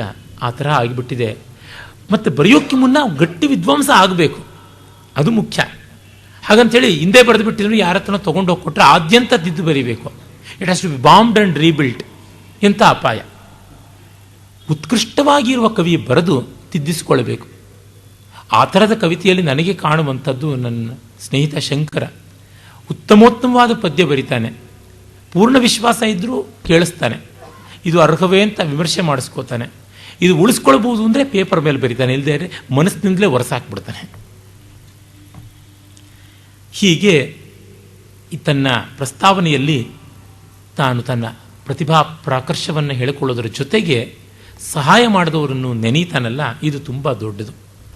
ಈ ಥರ ತನ್ನ ತಿದ್ದಿದಂಥವರನ್ನು ನೆನೆಯೋರು ತುಂಬ ವಿರಳ. ಆಮೇಲೆ ಭೀಮನ ಪ್ರಶಂಸೆಯನ್ನು ಮಾಡ್ತಾನೆ. ಕುರು ಭೂಭೃದ್ಬಲ ತೂಲ ಕಾಲ ಪವನಂ ಕೌರವ್ಯ ಗಂಧೇಭ ಕೇಸರಿ ದುಶ್ಯಾಸನ ರಕ್ತವದನಂ ದುರ್ಯೋಧನೋ ಕ್ಷಮಾಧರ ವಜ್ರಂ ಕುರುರಾಜ ರತ್ನ ಮಕುಟೋತ್ಕೂಟಾಂಗ್ರಿ ಸಂಘಟ್ಟ ಸಂಗರನೆಂದೆಂದು ಅಭಿವರ್ಣಿಪೆಂ ರಣ ಯಶಶ್ರೀರಾಮನಂ ಭೀಮನಂ ಅಂತ ಈ ಒಂದು ಪದ್ಯ ಎಷ್ಟು ಓಜಸ್ವಿಯಾಗಿದೆ. ಮತ್ತೆ ವಿಕ್ರೀಡಿತ ಛಂದಸ್ಸಿನಲ್ಲಿ ಕುರು ಭೂಭೃದ್ಬಲ ತೂಲ ಕಾಲ ಪವನಂ, ಕುರು ಸೈನ್ಯ ಅನ್ನುವ ಹತ್ತಿಗೆ ಪ್ರಳಯ ಕಾಲದ ಬಿರುಗಾಳಿ, ಕೌರವ್ಯ ಕುರುವಂಶೀಯರು ಅನ್ನುವಂತಹ ಕೇಸರಿಗಳಿಗೆ ಸಿಂಹಗಳು ಇದ್ದಂತೆ, ಸಿಂಹ ಇದ್ದಂತೆ ಇವನು ಭೀಮ. ದುಶ್ಯಾಸನ ರಕ್ತವದನಂ, ದುಶ್ಯಾಸನನ ರಕ್ತಕ್ಕೆ ಜಿಗಣೆ ಇದ್ದಂತೆ. ರಕ್ತವದನ ಅಂದರೆ ರಕ್ತಮುಖಿ ಜಲೂಕ ಅಂತ ಉಂಟು ಸಂಸ್ಕೃತದ ಕೋಶದಲ್ಲಿ. ಇವನು ರಕ್ತವದನಂ ಅಂತ ಪರ್ಯಾಯ ಶಬ್ದ ಮಾಡಿಕೊಂಡಿದ್ದಾನೆ. ದುರ್ಯೋಧನೋರು ಕ್ಷಮಾಧರ ವಜ್ರಂ, ದುರ್ಯೋಧನನ ತೊಡೆ ಅನ್ನುವ ಪರ್ವತಕ್ಕೆ ವಜ್ರಾಯುಧ. ಕುರುರಾಜ ರತ್ನ ಮಕುಟೋತ್ಕೂಟಾಂಗ್ರಿ ಸಂಘಟ್ಟ ಸಂಗರನ್, ಕುರುರಾಜನ ರತ್ನ ಮುಕುಟವನ್ನು ಒದ್ದು ಬಿಸಾಡತಕ್ಕಂಥ ಸಂಗ್ರಾಮ ಮಾಡಬಲ್ಲಂಥ ಈ ರಣಯಶ ಶ್ರೀರಾಮ ಭೀಮ. ರಾಜ ಸತ್ಯಾಶ್ರೀನಿಗೆ ರಣಯಶ ಶ್ರೀರಾಮ ಅಂತ ಬಿರುದಿತ್ತು. ಆ ಬಿರುದನ್ನು ಇಲ್ಲಿ ಬಳಸಿಕೊಂಡಿದ್ದಾನೆ. ಮತ್ತೆ ಹೇಳ್ತಾನೆ, ನಮ್ಮ ರಾಜನ ಪರಾಕ್ರಮ ಎಂಥದ್ದು, ದಸೆ ದೆಸೆಗೋಡಿದನ್ಯ ಕರಿ ದಿಕ್ಕರಿಯಾದು ದರಾತಿ ಭೂಭುಜ ಪ್ರಸರಮೆ ದಿಕ್ಪತಿ ಪ್ರಸರಮಾದುದು ವೈರಿ ಬಲಂ ಕುಮಾರಿಯರ್ ಬೆಸಗೊಳೆ ದಿಕ್ಕುಮಾರಿಯರನಲ್ಲಿ ದೊರೆಯಾದುದಕ್ಕೆ ಮೆಚ್ಚಿ ಬಣ್ಣಿಸಲ ಅಭಿಯೋಗಮಾಯಿತನಿಗೆ ಸಾಹಸ ಭೀಮನ ಸಾಹಸಂಗಳಂ ಅಂತ. ಚಂಪಕಮಾಲೆ ಇಷ್ಟು ಚೆನ್ನಾಗಿದೆ ಛಂದಸ್ಸು. ದಸೆ ದೆಸೆಗೋಡಿದ ಅನ್ಯಕರಿ ದಿಕ್ಕರಿಯಾದುದು. ಈ ಸತ್ಯಾಶ್ರಯನ ವೈರಿಗಳನ್ನು ಯುದ್ಧದಲ್ಲಿ ಗೆದ್ದಾಗ ಅವರ ಆನೆಗಳು ದಿಕ್ಕಾಪಾಲಾಗ್ಬಿಟ್ಟು, ಹಾಗೆ ದಿಕ್ಕಾಪಾಲಾದ ಶತ್ರುರಾಜರ ಆನೆಗಳೇ ಇಂದು ದಿಗ್ಗಜಗಳು ಅಂತ ಆಗಿರ್ತಕ್ಕಂಥದ್ದು ಅಂತಾನೆ. ಇಂಥ ಒಂದು ಅತಿಶಯೋಕ್ತಿ ಅಲಂಕಾರ. ಅರಾತಿ ಭೂಭುಜ ಪ್ರಸರಮೆ ದಿಕ್ಪತಿ ಪ್ರಸರಮಾದುದು. ತನ್ನ ಶತ್ರುಗಳನ್ನು ದಿಕ್ಕಾಪಾಲ ಮಾಡಿಬಿಟ್ಟ, ದಿಗಂತಕ್ಕೆ ಹೋಗಿ ನೆಲೆಸಿಬಿಟ್ರು ಅವರು, ಅವರೇ ದಿಕ್ಪಾಲಕರಾದರು ಅಂತ. ಕುಮಾರಿಯರ್ ಬೆಸಗೊಳೆ ದಿಕ್ಕುಮಾರಿಯರನಲ್ಲಿ, ಇನ್ನ ಅವರ ಕುಟುಂಬದವರು ದಿಕ್ಕಾಪಾಲಾಗಿ ಹೋಗ್ಬಿಟ್ಟು ಹೆಂಗಸರು ದಿಗಂತದಲ್ಲಿರ್ತಕ್ಕಂಥ ದಿಕ್ಕುಮಾರಿಯರು ಅಂತ ಎಲ್ಲ ಮಾತೃಕಾ ದೇವತೆಯರಾಗಿ ನಿಂತು ಬಿಟ್ಟಿದ್ದಾರೆ. ದೊರೆಯಾದುದಕ್ಕೆ ಮೆಚ್ಚಿ ಬಣ್ಣಿಸಲ ಅಭಿಯೋಗಮಾಯಿತನಿಗೆ. ಇಂಥ ಪರಾಕ್ರಮಿಯ ಮೇಲೆ ಕಾವ್ಯ ಹೇಳಬೇಕು ಅಂತ. ಹೀರಾಯಿಸಮ್ಗೆ ಎಂದು ಬೆಲೆ ಇಲ್ಲ, ಅಂದು ಆ ದೇಶದಲ್ಲಿ ಸ್ವಾತಂತ್ರ್ಯ ಉಳಿಯೋಲ್ಲ. ಶೌರ್ಯ ಪರಾಕ್ರಮಗಳಿಗೆ ಬೆಲೆ ಬೇಕು. ನಾವು ವೀರರನ್ನು ಕೊಂಡಾಡಬೇಕು. ಡಿ ವಿ ಜಿಯವರು ಸ್ವಾತಂತ್ರ್ಯ ಬಂದ ಹೊತ್ತೆ ಆಗಸ್ಟ್ 14 ರಾತ್ರಿ 1947 ವೀರಾರ್ಹೋಚಿತನಲ್ಲದಂ ಜನಿಸದಿರ್ಕೆಂದುಂ ಭವದ್ಭೂಮಿಯೋಳಂದರು. ಅಮ್ಮ ಭಾರತಿ, ನಿನ್ನ ನೆಲದಲ್ಲಿ ವೀರನಲ್ಲದೆ ಇರೋನು ಎಂದೂ ಹುಟ್ಟದೇ ಇರಲಿ ಅಂತ. ಎಂಥ ಆಶಂಸೆ ಇದು ರನ್ನ ಮಾಡಿಕೊಂಡಂಥದ್ದು. ಕಾಳಿದಾಸ ಹೇಳ್ತಾನಲ್ಲ, ತದ್ಗುಣೈ ಕರ್ಣಮಾಗತ್ಯ ಚಾಪಲಾಯ ಪ್ರಚೋದಿತ ರಘೂಣಾಮನ್ವಯಂ ವಕ್ಷ್ಯೆ ತನುವಾಗ್ವಿಭವೋಪಿ ಸನ್. ತದ್ಗುಣೈ ಕರ್ಣಮಾಗತ್ಯ ಚಾಪಲಾಯ ಪ್ರಚೋದಿತ. ಆ ರಘುವಂಶದ ರಾಜರ ಸದ್ಗುಣಗಳನ್ನು ಕೇಳಿ ನನಗೂ ಅಲ್ಪ ಸ್ವಲ್ಪ ಮಾತಿದ್ರು, ಅದರ ಬಗ್ಗೆ ಒಂದು ಕಾವ್ಯ ಬರೀಬೇಕು ಅಂತ ಅನ್ನಿಸ್ತು ಅಂತ ಹೇಳಿಬಿಟ್ಟಿದ್ನು. ಆ ಪರಾಕ್ರಮಕ್ಕೆ ತುಂಬ ದೊಡ್ಡ ಸ್ಥಾನ ಇದೆ. ಖಳದುಶಾಸನ ಕೃಷ್ಣಲೋಹಿತ ಜಲಾಶ್ಲಿಷ್ಟಂ ಕುರು ಪ್ರೋದ್ಭವ ಪ್ರಳಯಜ್ವಾಲೆ ಸುಯೋಧನೋರು ಮಕುಟೋದ್ಘಟ್ಟ ಪ್ರತಿಜ್ಞಾಕ್ಷರಾವಳಿ ವಿನ್ಯಸ್ತ ವಿಶಾಲ ನಿಶ್ಚಲ ಶಿಲಾಸ್ತಂಭಂ ಕುರುಕ್ಷೇತ್ರದೊಳ್ ಪ್ರಳಯೋಗ್ರಾಂತಕನಂತಕರ್ ಅಂತ ಗುರ್ವನ್ ಒಳಗೊಂಡಿರ್ದಂ ಹಿಡಂಬಾಂತಕಂ. ಏನು ಶೈಲಿ ನೋಡಿ. ಖಳದುಶಾಸನ ಕೃಷ್ಣಲೋಹಿತ ಜಲಾಶ್ಲಿಷ್ಟಂ. ಅವನ ಇಂಪ್ಯೂರ್ ಬ್ಲಡ್ ಪ್ಯೂರ್ ಬ್ಲಡ್ ಎರಡೂ ಸೇರಿ ಕೆಂಗಪ್ಪು ಬಣ್ಣದ ದುಶ್ಯಾಸನನ ರಕ್ತ ಮತ್ತು ಲೋಹಿತ, ಕೃಷ್ಣ ಮತ್ತು ಲೋಹಿತ, ಕಪ್ಪು ಕೆಂಪು ಬೆರೆತ ರಕ್ತದಿಂದ ಮೆತ್ತಲ್ಪಟ್ಟಂಥ ಮೈಯುಳ್ಳವನು. ಕುರುರಾಜ ಪ್ರೋದ್ಭವ ಪ್ರಳಯಜ್ವಾಲೆ, ಕುರುವಂಶದ ಪ್ರಳಯಜ್ವಾಲೆ. ಸುಯೋಧನೋರು ಮುಕುಟ ಉದ್ಘಟ್ಟ ಪ್ರತಿಜ್ಞಾಕ್ಷರಾವಳಿ ವಿನ್ಯಸ್ತ ವಿಶಾಲ ನಿಶ್ಚಲ ಶಿಲಾಸ್ತಂಭಂ. ದುರ್ಯೋಧನನ ಕಿರೀಟ ಭಂಗ ಅಂದರೆ ಮುಕುಟ ಭಂಗವನ್ನು, ಊರು ಭಂಗ, ತೊಡೆಯನ್ನು ಮುರಿತಾನೆ ಅಂತ ಹೇಳುವಂಥ ಒಂದು ಶಾಸನ ಬಡದ ಸ್ತಂಭದಂತೆ ಇದ್ದವನು ಇವನು ಭೀಮ. ಇವನೀಗ ಹಿಡಿಂಬಾಂತಕ ಬರ್ತಾ ಇದ್ದಾನೆ ಅಂತ ಬಹಳ ನಾಟಕೀಯವಾದ ರೀತಿಯಲ್ಲಿ ಅವನ ಪಾತ್ರವನ್ನು ಈಗ ಪ್ರವೇಶ ಮಾಡಿಸ್ತಾನೆ. ಆಗ ದ್ರೌಪದಿ ಕೂಡ ಅಲ್ಲಿಗೆ ಬರ್ತಾಳೆ. ದ್ರೌಪದಿ ಮತ್ತು ಭೀಮರ ಸಂವಾದ ನಡೆಯುತ್ತೆ. ಇದು ಒಳ್ಳೆ ನಾಟಕ ಶೈಲಿಯಲ್ಲಿ ಹೋಗುತ್ತೆ. ವೇಣಿ ಸಂಹಾರ ನಾಟಕವನ್ನು ನಾವು ಜ್ಞಾಪಿಸಿಕೊಳ್ಳಬೇಕು. ಮೊದಲನೇ ಅಂಕದಲ್ಲಿ ದ್ರೌಪದಿ ಮತ್ತು ಭೀಮ ಇವರಿಬ್ಬರ ಸಂವಾದ ಬರುತ್ತೆ. ಆಗ ಪೂರಕವಾಗಿ ನಕುಲ ಸಹದೇವರು ಕೂಡ ಅಲ್ಲಿರ್ತಾರೆ. ಆ ರೀತಿಯ ಅಂಕವನ್ನು ನಿರ್ವಾಹ ಮಾಡ್ತಾನೆ. ಕೃಷ್ಣ ಸಂಧಿಗೆ ಹೋಗಿದ್ದಾನೆ, ಆ ಸಂಧಿಯೂ ಕೂಡ ಇನ್ನು ನಿಷ್ಫಲವಾಯಿತು ಅನ್ನುವಂಥ ಸಂಗತಿ ಅಲ್ಲಿ ಬಂದರೆ ಇಲ್ಲೂ ಹಾಗೇನೆ ಆಗುತ್ತದೆ. ಧನುಜ ವಿರೋಧಿ ಮಾಡಿದೊಡಂ ಆಗದ ಸಂಧಿಯೊಳೇನೋ ನಿನ್ನ ಸೈಪಿನೊಳ್ ಅವಶಿಷ್ಟ ನಿರ್ಧನ ಸುಯೋಧನಂ ಆಯ್ತರಿಸೇನೆ ಸಿಂಧುನಂದನ ಧೃತರಾಷ್ಟ್ರ ದೊರೆಯೆ ನಮ್ಮರಸಂ ಮರಳ್ ದಿಂಬುಕೈಗುಂ ಎಂದನುಶಯ ಮಾದುದು ಇಂದೆನಗೆ ಸಂಶಯಮಂ ಕಳೆ ಕೌರವಂತಕ ಅಂತ ಹೇಳಿ ದ್ರೌಪದಿ ಶುರು ಮಾಡ್ತಾಳೆ. ಕೃಷ್ಣ ಹೋದರೂ ಸಂಧಿ ಆಗಲಿಲ್ಲ, ಆದರೆ ಈಗ ಎಲ್ಲರೂ ಸತ್ತ ಮೇಲೆ ದುರ್ಯೋಧನ ಒಬ್ಬ ಉಳಿದಿದ್ದಾನೆ, ನಿಮ್ಮಣ್ಣ ಎಲ್ಲಾದರೂ ಅಯ್ಯೋ ಪಾಪ ಅಂತ ಕರಗಿ ಸಂಧಿ ಮಾಡಿಬಿಡ್ತಾನೋ ಏನೋ ನನಗೆ ಸಂಶಯವಾಗಿದೆ. ಭೀಮ ಕೌರವಾಂತಕ ಸಂಬೋಧನೆ ನೋಡಿ. ಅಂದರೆ ಕೌರವರನ್ನ ನಿಶೇಷವಾಗಿ ನಾಶ ಮಾಡುವ ಹೆಸರು ಪಡೆದವನೇ. ಅದು ಬರೀ ಹೆಸರಾಗುತ್ತಾ ವಾಸ್ತವ ಆಗುತ್ತಾ, ಅದು ಅಂಕಿತ ನಾಮವ ಅನ್ವರ್ಥ ನಾಮವ ಹೇಳು ಅಂತ ಹೇಳ್ಬಿಟ್ಟು. ಸಮವಾಯ ಮಹಿತರೊಳ್ ಸಂಧಿ ಮಾಡಿ ಯಮಸೂನು ಪೇಳೆ ವನವಾಸವೆದಲ್ಲಿ ನಿಮಗೆ ಶರಣ್ ಯಮಗೆ ಅಂದಂ ಅಗ್ನಿಮುಖದೆ ಪುಟ್ಟಿದುದಕ್ಕೆ ಶರಣ ಅಗ್ನಿಮುಖಂ. ನೀನು ಈಗ ನಿಮ್ಮ ಅಣ್ಣನೂ ಸೇರಿಕೊಂಡು ವೈರಿಯ ಜೊತೆಗೆ ಸಂಧಿ ಮಾಡಿಕೊಂಡ್ರೆ ನೀವು ಬೇಕಾದ್ರೆ ಕಾಡಿಗೆ ಹೋಗ್ಬೋದು, ಆದರೆ ನಾನು ಹುಟ್ಟಿದ್ದು ಬೆಂಕಿಲೇ, ಹಾಗಾಗಿ ಮತ್ತೆ ನಾನು ಬೆಂಕಿಗೆ ಹೋಗ್ತೀನಿ ಅಂತಾಳೆ, ಅಗ್ನಿ ಪ್ರವೇಶ ಮಾಡ್ತೀನಿ ಅಂತಾಳೆ. ಕಂದ ಪದ್ಯವನ್ನು ಬರೆಯೋದು ಸುಲಭ ಅಲ್ಲ. ತೆಲುಗಿನಲ್ಲಿ ಒಂದು ಗಾದೆಯೇ ಇದೆ, ಕಂದಮು ರಾಸಿನವಾಡೇ ಕವಿಯನಿ ಅಂದೂರು ಅಂತ. ಲೀಲಾಜಾಲವಾಗಿ ಬರೀತಾರೆ ನಮ್ಮ ಪ್ರಾಚೀನ ಕವಿಗಳು. ಆಧುನಿಕರಲ್ಲಿ ಹೀಗೆ ಕಂದವನ್ನು ಬರೆದವರು DVG, ಆಮೇಲೆ ಡಾಕ್ಟರ್ ಕೆ ಕೃಷ್ಣಮೂರ್ತಿ.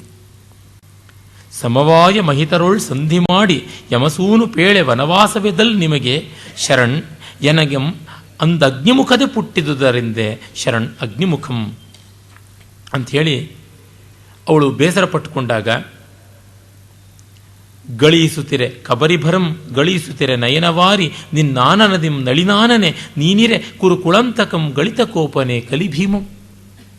ಸಮಾಧಾನ ಮಾಡ್ತಾನೆ, ಬೇಜಾರು ಮಾಡ್ಕೊಳ್ಬೇಡ, ನಿನ್ನ ತಲೆ ಕೂದಲು ಜಾರ್ತಾ ಇದೆ, ಕಣ್ಣೀರು ಜಾರ್ತಾ ಇದೆ, ಹೀಗಿರುವಾಗ ನನ್ನ ಕೋಪ ಜಾರೋದಿಕ್ಕೆ ಸಾಧ್ಯವ ಅಂತ. ಕುರುಕುಲ ಜೀವ ಆಕರ್ಷಣ ಪರಿಣತಮಿದು ಕಾಳಹಸ್ತಮಲ್ಲದೆ ಪರಮೇಶ್ವರಿ ಕೇಶಹಸ್ತಮಕ್ಕುಮೆ ಪರಾಭವ ಜ್ವಲನ ಧೂಮ ಕೃಷ್ಣ ಕೃಷ್ಣೇ. ನಿನ್ನ ಮುಡಿ ಬರೀ ಮುಡಿಯಲ್ಲ, ಕುರುಕುಲ ಜೀವಾಕರ್ಷಣ ಪರಿಣತಮಿದು. ಕುರುಕುಲ ಜೀವವನ್ನು ಆಕರ್ಷಣೆ ಮಾಡ್ತಕ್ಕಂಥ ಕಾಳಹಸ್ತ, ಕಾಲನ ಕೈಯೇ ಪರಮೇಶ್ವರಿ ಪಟ್ಟಮಹಿಷಿತಾನೆ. ಕೇಶಹಸ್ತವೇ ಇದು, ಕೇಶಪಾಶವಲ್ಲ, ಕಾಲಪಾಶ. ಪರಾಭವ ಜ್ವಲನ ಧೂಮ ಕೃಷ್ಣ ಕೃಷ್ಣೆ. ಪರಾಭವ ಅನ್ನುವ ಹೊಗೆಗಟ್ಟಿದ ಬೆಂಕಿಯಂತೆ ಇರತಕ್ಕಂಥದ್ದು ನಿನ್ನ ತಲೆ ಕೂದಲು, ಅದು ಸುಮ್ಮನೆ ಹೋಗುವಂಥದ್ದಲ್ಲ ಅಂಥೇಳಿ ಅವನು ಹೇಳ್ತಾನೆ. ಕುರುಕುಲ ಶೋಣಿತ ಪಾದ ಪದ್ಮತಳಂ ತಳೋದರಿಗೆ ವೃಕೋದರ ನಾಗಿಪಂ ಕಚಬಂದ ಬಂಧುರತೆಯನ್ ಆತನ ಪುಂಡ ಪುಣ್ಕೆ ಶಿಲಾತಳಾಕ್ಷರ ಮಿನಿಸಿರ್ಪ ಜನೋಕ್ತಿಯಂ ಪುಸಿಮಾಳ್ಪನೆ. ತನ್ನ ಹೆಂಡತಿಯ ಮುಡಿ ಕಟ್ತಾನೆ ಅಂತಕ್ಕಂಥ ಮಾತನ್ನು ಅವನು ಜಲಾಕ್ಷರ ಮಾಡೋದಿಲ್ಲ, ಶಿಲಾಕ್ಷರ ಮಾಡ್ತಾನೆ ಅಂತ. ಜಲಲಿಪಿ ಮಾಡೋಲ್ಲ, ಶಿಲಾಲಿಪಿ ಮಾಡ್ತಾನೆ, ಯೋಚನೆ ಮಾಡಬೇಡ ಅಂತಾನೆ. ಇದು ನವನಲಿನ ಅನ್ನುವಂಥ ಒಂದು ವಿರಳ ಪ್ರಚುರವಾದ ಛಂದಸ್ಸು. ರನ್ನನ ಈ ಒಂದು ಪದ್ಯಕ್ಕೆ ಮೂಲ ಸ್ಫೂರ್ತಿ ವೇಣಿ ಸಂಹಾರದಲ್ಲಿ ಚಂಚದ್ಭುಜ ಭ್ರಮಿತ ಚಂಡ ಗದಾಭಿಘಾತ ಸಂಚೂರ್ಣಿತೋರ ಯುಗಲಸ್ಯ ಸುಯೋಧನಸ್ಯ ಸ್ತ್ಯಾನಾವನದ್ಧ ಘನಶೋಣಿತ ಶೋಣಪಾಣಿ ಉತ್ತಂಸ ಇಷ್ಯತಿ ಕಚಾಂಸ್ತವ ದೇವಿ ಭೀಮಃ ಅಂತ ಭಟ್ಟನಾರಾಯಣ ಹೇಳುವಂಥದ್ದು. ತುಡುಕ್ತಾ ಇದೆ ಬೇಗ ಮುಡಿ ಕಟ್ಟಬೇಕು ಅಂತ. ಆ ಮುಡಿ ಕಟ್ಟಬೇಕು ಅಂತ ಅನ್ನೋದಕ್ಕೆ ದುಶ್ಯಾಸನನ ರಕ್ತ ಸಿಕ್ತವಾದ ಆ ರಕ್ತ ಗಟ್ಟಿಯಾಗಿಬಿಟ್ಟು ಜಿಗುಟಾಗಿ ಅದು ಒಂದು ಸೆಮಿಲಿಕ್ವಿಡ್ ಅನ್ನುವಂತೆ ಗ್ರೀಸಿ ಆಗುವಂಥ ಸ್ಥಿತಿ ಬಂದಿದೆ. ಅಂತಹ ರಕ್ತದಿಂದ ನಿನ್ನ ಮುಡಿಯನ್ನು ಕಟ್ಟೋದು, ದುರ್ಯೋಧನನ ತೊಡೆಯನ್ನು ಮುರಿಯೋದು, ಅದೆಲ್ಲ ನಾನು ಮಾಡದೇ ಇದ್ರೆ ನಾನು ಭೀಮನ ಅಂತ ಹೇಳ್ಬಿಟ್ಟಂತಾನೆ ಆ ಪ್ರತಿಜ್ಞಾ ವಾಕ್ಯವನ್ನು ನಾವು ನೆನೆಯೋದಾಗುತ್ತದೆ. ಹೀಗೆ ಭೀಮ ದ್ರೌಪದಿಗೆ ಸಮಾಧಾನವನ್ನು ಮಾಡ್ತಾನೆ. ಮಾಡಿದಾಗ ಇತ್ತ ಕಡೆ ಅಲ್ಲಿ ವಿದೂಷಕ ಕೂಡ ಬರ್ತಾನೆ. ಇದು ಕಾವ್ಯದ ರೀತಿಯಾಗಿದೆ. ಆ ವಿದೂಷಕ ಬಂದು ಪರಿಹಾಸಕ ಶೀಲನ್ ಎನಿಸಿದ ವಿದೂಷಕನ್ ಇನ್ನೆಲ್ಲಿಯ ಧೃತರಾಷ್ಟ್ರಂ ಅಂತಂದುಕೊಂಡು ಪಂಚಾಲರಾಜ ತನೂಜಯ ಮೊಗಮಂ ನೋಡಿ ಕುರುಕುಲಮಂ ನುಂಗಿದೆ ಇನ್ನೆನಿಬರಮಂ ನುಂಗಲಿರ್ದೆ ಕುರುಪತಿಯಮಂ ನಿನ್ನೆರಡನೆಯ ಹಿಡಿಂಬೆಯನ್ನ ಮರಸಂ ರಕ್ಕಸಿಯನಲ್ಲಿ ತಂದೋನು ನಿನ್ನನ್ ಅಂತ ಹೇಳ್ತಾನೆ. ಕುರುಕುಲವನ್ನೇ ನುಂಗದೆ ಇನ್ನು ಕುರುರಾಜನೂ ನುಂಗಬೇಕು ಅಂತಿದೆಯಾ, ನೀನು ಎರಡನೇ ಹಿಡಂಬೆ, ನಿನ್ನನ್ನು ಎಲ್ಲಿಂದ ತಂದು ಕಟ್ಟಿಕೊಂಡೋ ನಮ್ಮ ರಾಜ ಗೊತ್ತಿಲ್ಲ ಅಂತಾನೆ. ಎಂದು ವಿದೂಷಕಂ ಅಳುತ್ತುಂ ಬಂದ ತನ್ನಂ ನಗುತ್ತುಂ ಪೋಪಂತೆ ಸಂತೋಷಂ ಮಾಡಿಸುವುದಕ್ಕೆ ಒಡಂಬಟ್ಟು ಚಾರುಹಾಸಿನ ನಿಜಾವಾಸಕ್ಕೆ ಪೋದಳ್ಳಂತ. ಹಾಗಂದರೆ ಅವಳಿಗೆ ಬೇಜಾರಾಗಲ್ಲ, ಸಂತೋಷವಾಗುತ್ತೆ. ಒಂದು ಕಾಮಿಕ್ ರಿಲೀಫಿಂದ ಆ ಒಂದು ಸಂದರ್ಭವನ್ನು ಮುಗಿಸ್ತಾನೆ. ಎರಡನೇ ಆಶ್ವಾಸ ಸಂಜಯ ಮತ್ತು ದುರ್ಯೋಧನರ ಸಂವಾದದಿಂದ ಆರಂಭ ಆಗುತ್ತೆ. ಇಲ್ಲೆಲ್ಲ ಅತಿಶಯವಾದ ಕವಿಯ ಕಲ್ಪನೆ ಇದೆ. ಇದಕ್ಕೆ ಹತ್ತಿರ ಬರುವಂಥದ್ದು ಅಂತಂದರೆ ವೇಣಿ ಸಂಹಾರದ 4ನೇ 5ನೇ ಅಂಕಗಳಲ್ಲಿ ಬರುವಂಥ ಒಂದು ಕರುಣ ಸಂಭ್ರಮ ಸಂದರ್ಭ ಬರುತ್ತೆ. ದುರ್ಯೋಧನ ಮತ್ತು ಸಂಜಯ, ದುರ್ಯೋಧನ, ಧೃತರಾಷ್ಟ್ರ ಇವರುಗಳೆಲ್ಲ ಬರುವಂಥದ್ದು. ಆ ಒಂದು ವಿವರಗಳೆಲ್ಲವನ್ನು ನಾವು 2ನೇ ಆಶ್ವಾಸದಲ್ಲಿ ನೋಡ್ತೀವಿ. ದುರ್ಯೋಧನ ಚಿಂತಾಕ್ರಾಂತನಾಗಿದ್ದಾನೆ. ಸಂಜಯ ಅವನಲ್ಲಿಗೆ ಬರ್ತಾನೆ. ಬಂದು ಅವನನ್ನು ಹೇಗಾದರೂ ಸಂಧಿ ಮಾಡಿಕೊಳ್ಳಪ್ಪ, ಇನ್ಯಾತಕ್ಕೆ ಹಠ ಛಲ ಬೇಡ ಅಂತ ಅನುನಯಿಸ್ತಾನೆ. ಆ ಸಂದರ್ಭದಲ್ಲಿ ಚಲದಂಕ ಮಲ್ಲನುಂ ಸಕಲ ಭೋಗ ಲಕ್ಷ್ಮೀಪತಿಯುಂ ಅಭಿಮಾನ ಧನನುಂ ಎನಿಸಿದ ಸುಯೋಧನಂ ಚಿಂತಾಕ್ರಾಂತನಾಗಿ ಹೇಳ್ತಾನೆ. ಅಸುಹೃತ್ಸೇನೆಗೆ ಸಾಲ್ವನೊರ್ವನೆ ಗಡಂ ರುದ್ರಾವತಾರಂ ಗಡಂ ನೊಸಲೊಳ್ ಕಣ್ಗಡಂ ಎಂದು ನಚ್ಚಿ ಪೊರೆದೆಂ ತಾನಕ್ಕೆ ತಮ್ಮಮ್ಮನಕ್ಕಿಸಲಂಬಂ ತಿರುವಾಯಿಗೆ ತಂದರಿವರೇ ತಮ್ಮಿರ್ವರಂ ಕೈದುವಂ ಬಿಸುಟರ್ ಜೋಳದ ಪಾಳಿಯಂ ಬಗೆದರಿಲ್ಲ ದ್ರೋಣಿಯಂ ದ್ರೋಣನುಂ ಅಂತ ಹೇಳ್ತಾ ಇದ್ದಾನೆ. ಅಸುಹೃತ್ ಸಾಲ್ವನೋರ್ವನೆ, ವೈರಿಗಳು, ಆ ಸುಹೃತ್ ಸ್ನೇಹಿತರಲ್ಲದವರು, ವೈರಿಗಳ ಸೇನೆಗೆ ಇವನೊಬ್ಬನೇ ಸಾಕು. ರುದ್ರಾವತಾರ, ನೊಸಲೋಳ್ ಕಣ್ಗಡ, ಅಶ್ವತ್ಥಾಮನಿಗೆ ಹಣೆಯಲ್ಲೇ ಕಣ್ಣಿದೆ ಅಂತ ಹೇಳಿ ತುಂಬ ಅವನನ್ನು ಪೋಷಣೆ ಮಾಡಿಕೊಂಡು ಬಂದಿದ್ದಕ್ಕೆ ಅಶ್ವತ್ಥಾಮನು ಆಯುಧವನ್ನು ಬಿಸಾಕಿ ಹೋದ, ಅವರಪ್ಪನೂ ಬಿಸಾಕಿ ಹೋದ. ಜೋಳದ ಪಾಳಿಯಂ ಬಗೆದರಿಲ್ಲ. ಜೋಳದ ಪಾಳಿ ಅಂದರೆ ಒಡೆಯನ ಉಪ್ಪು, ಅವರಿಗೆ ಋಣ ಇಲ್ಲ.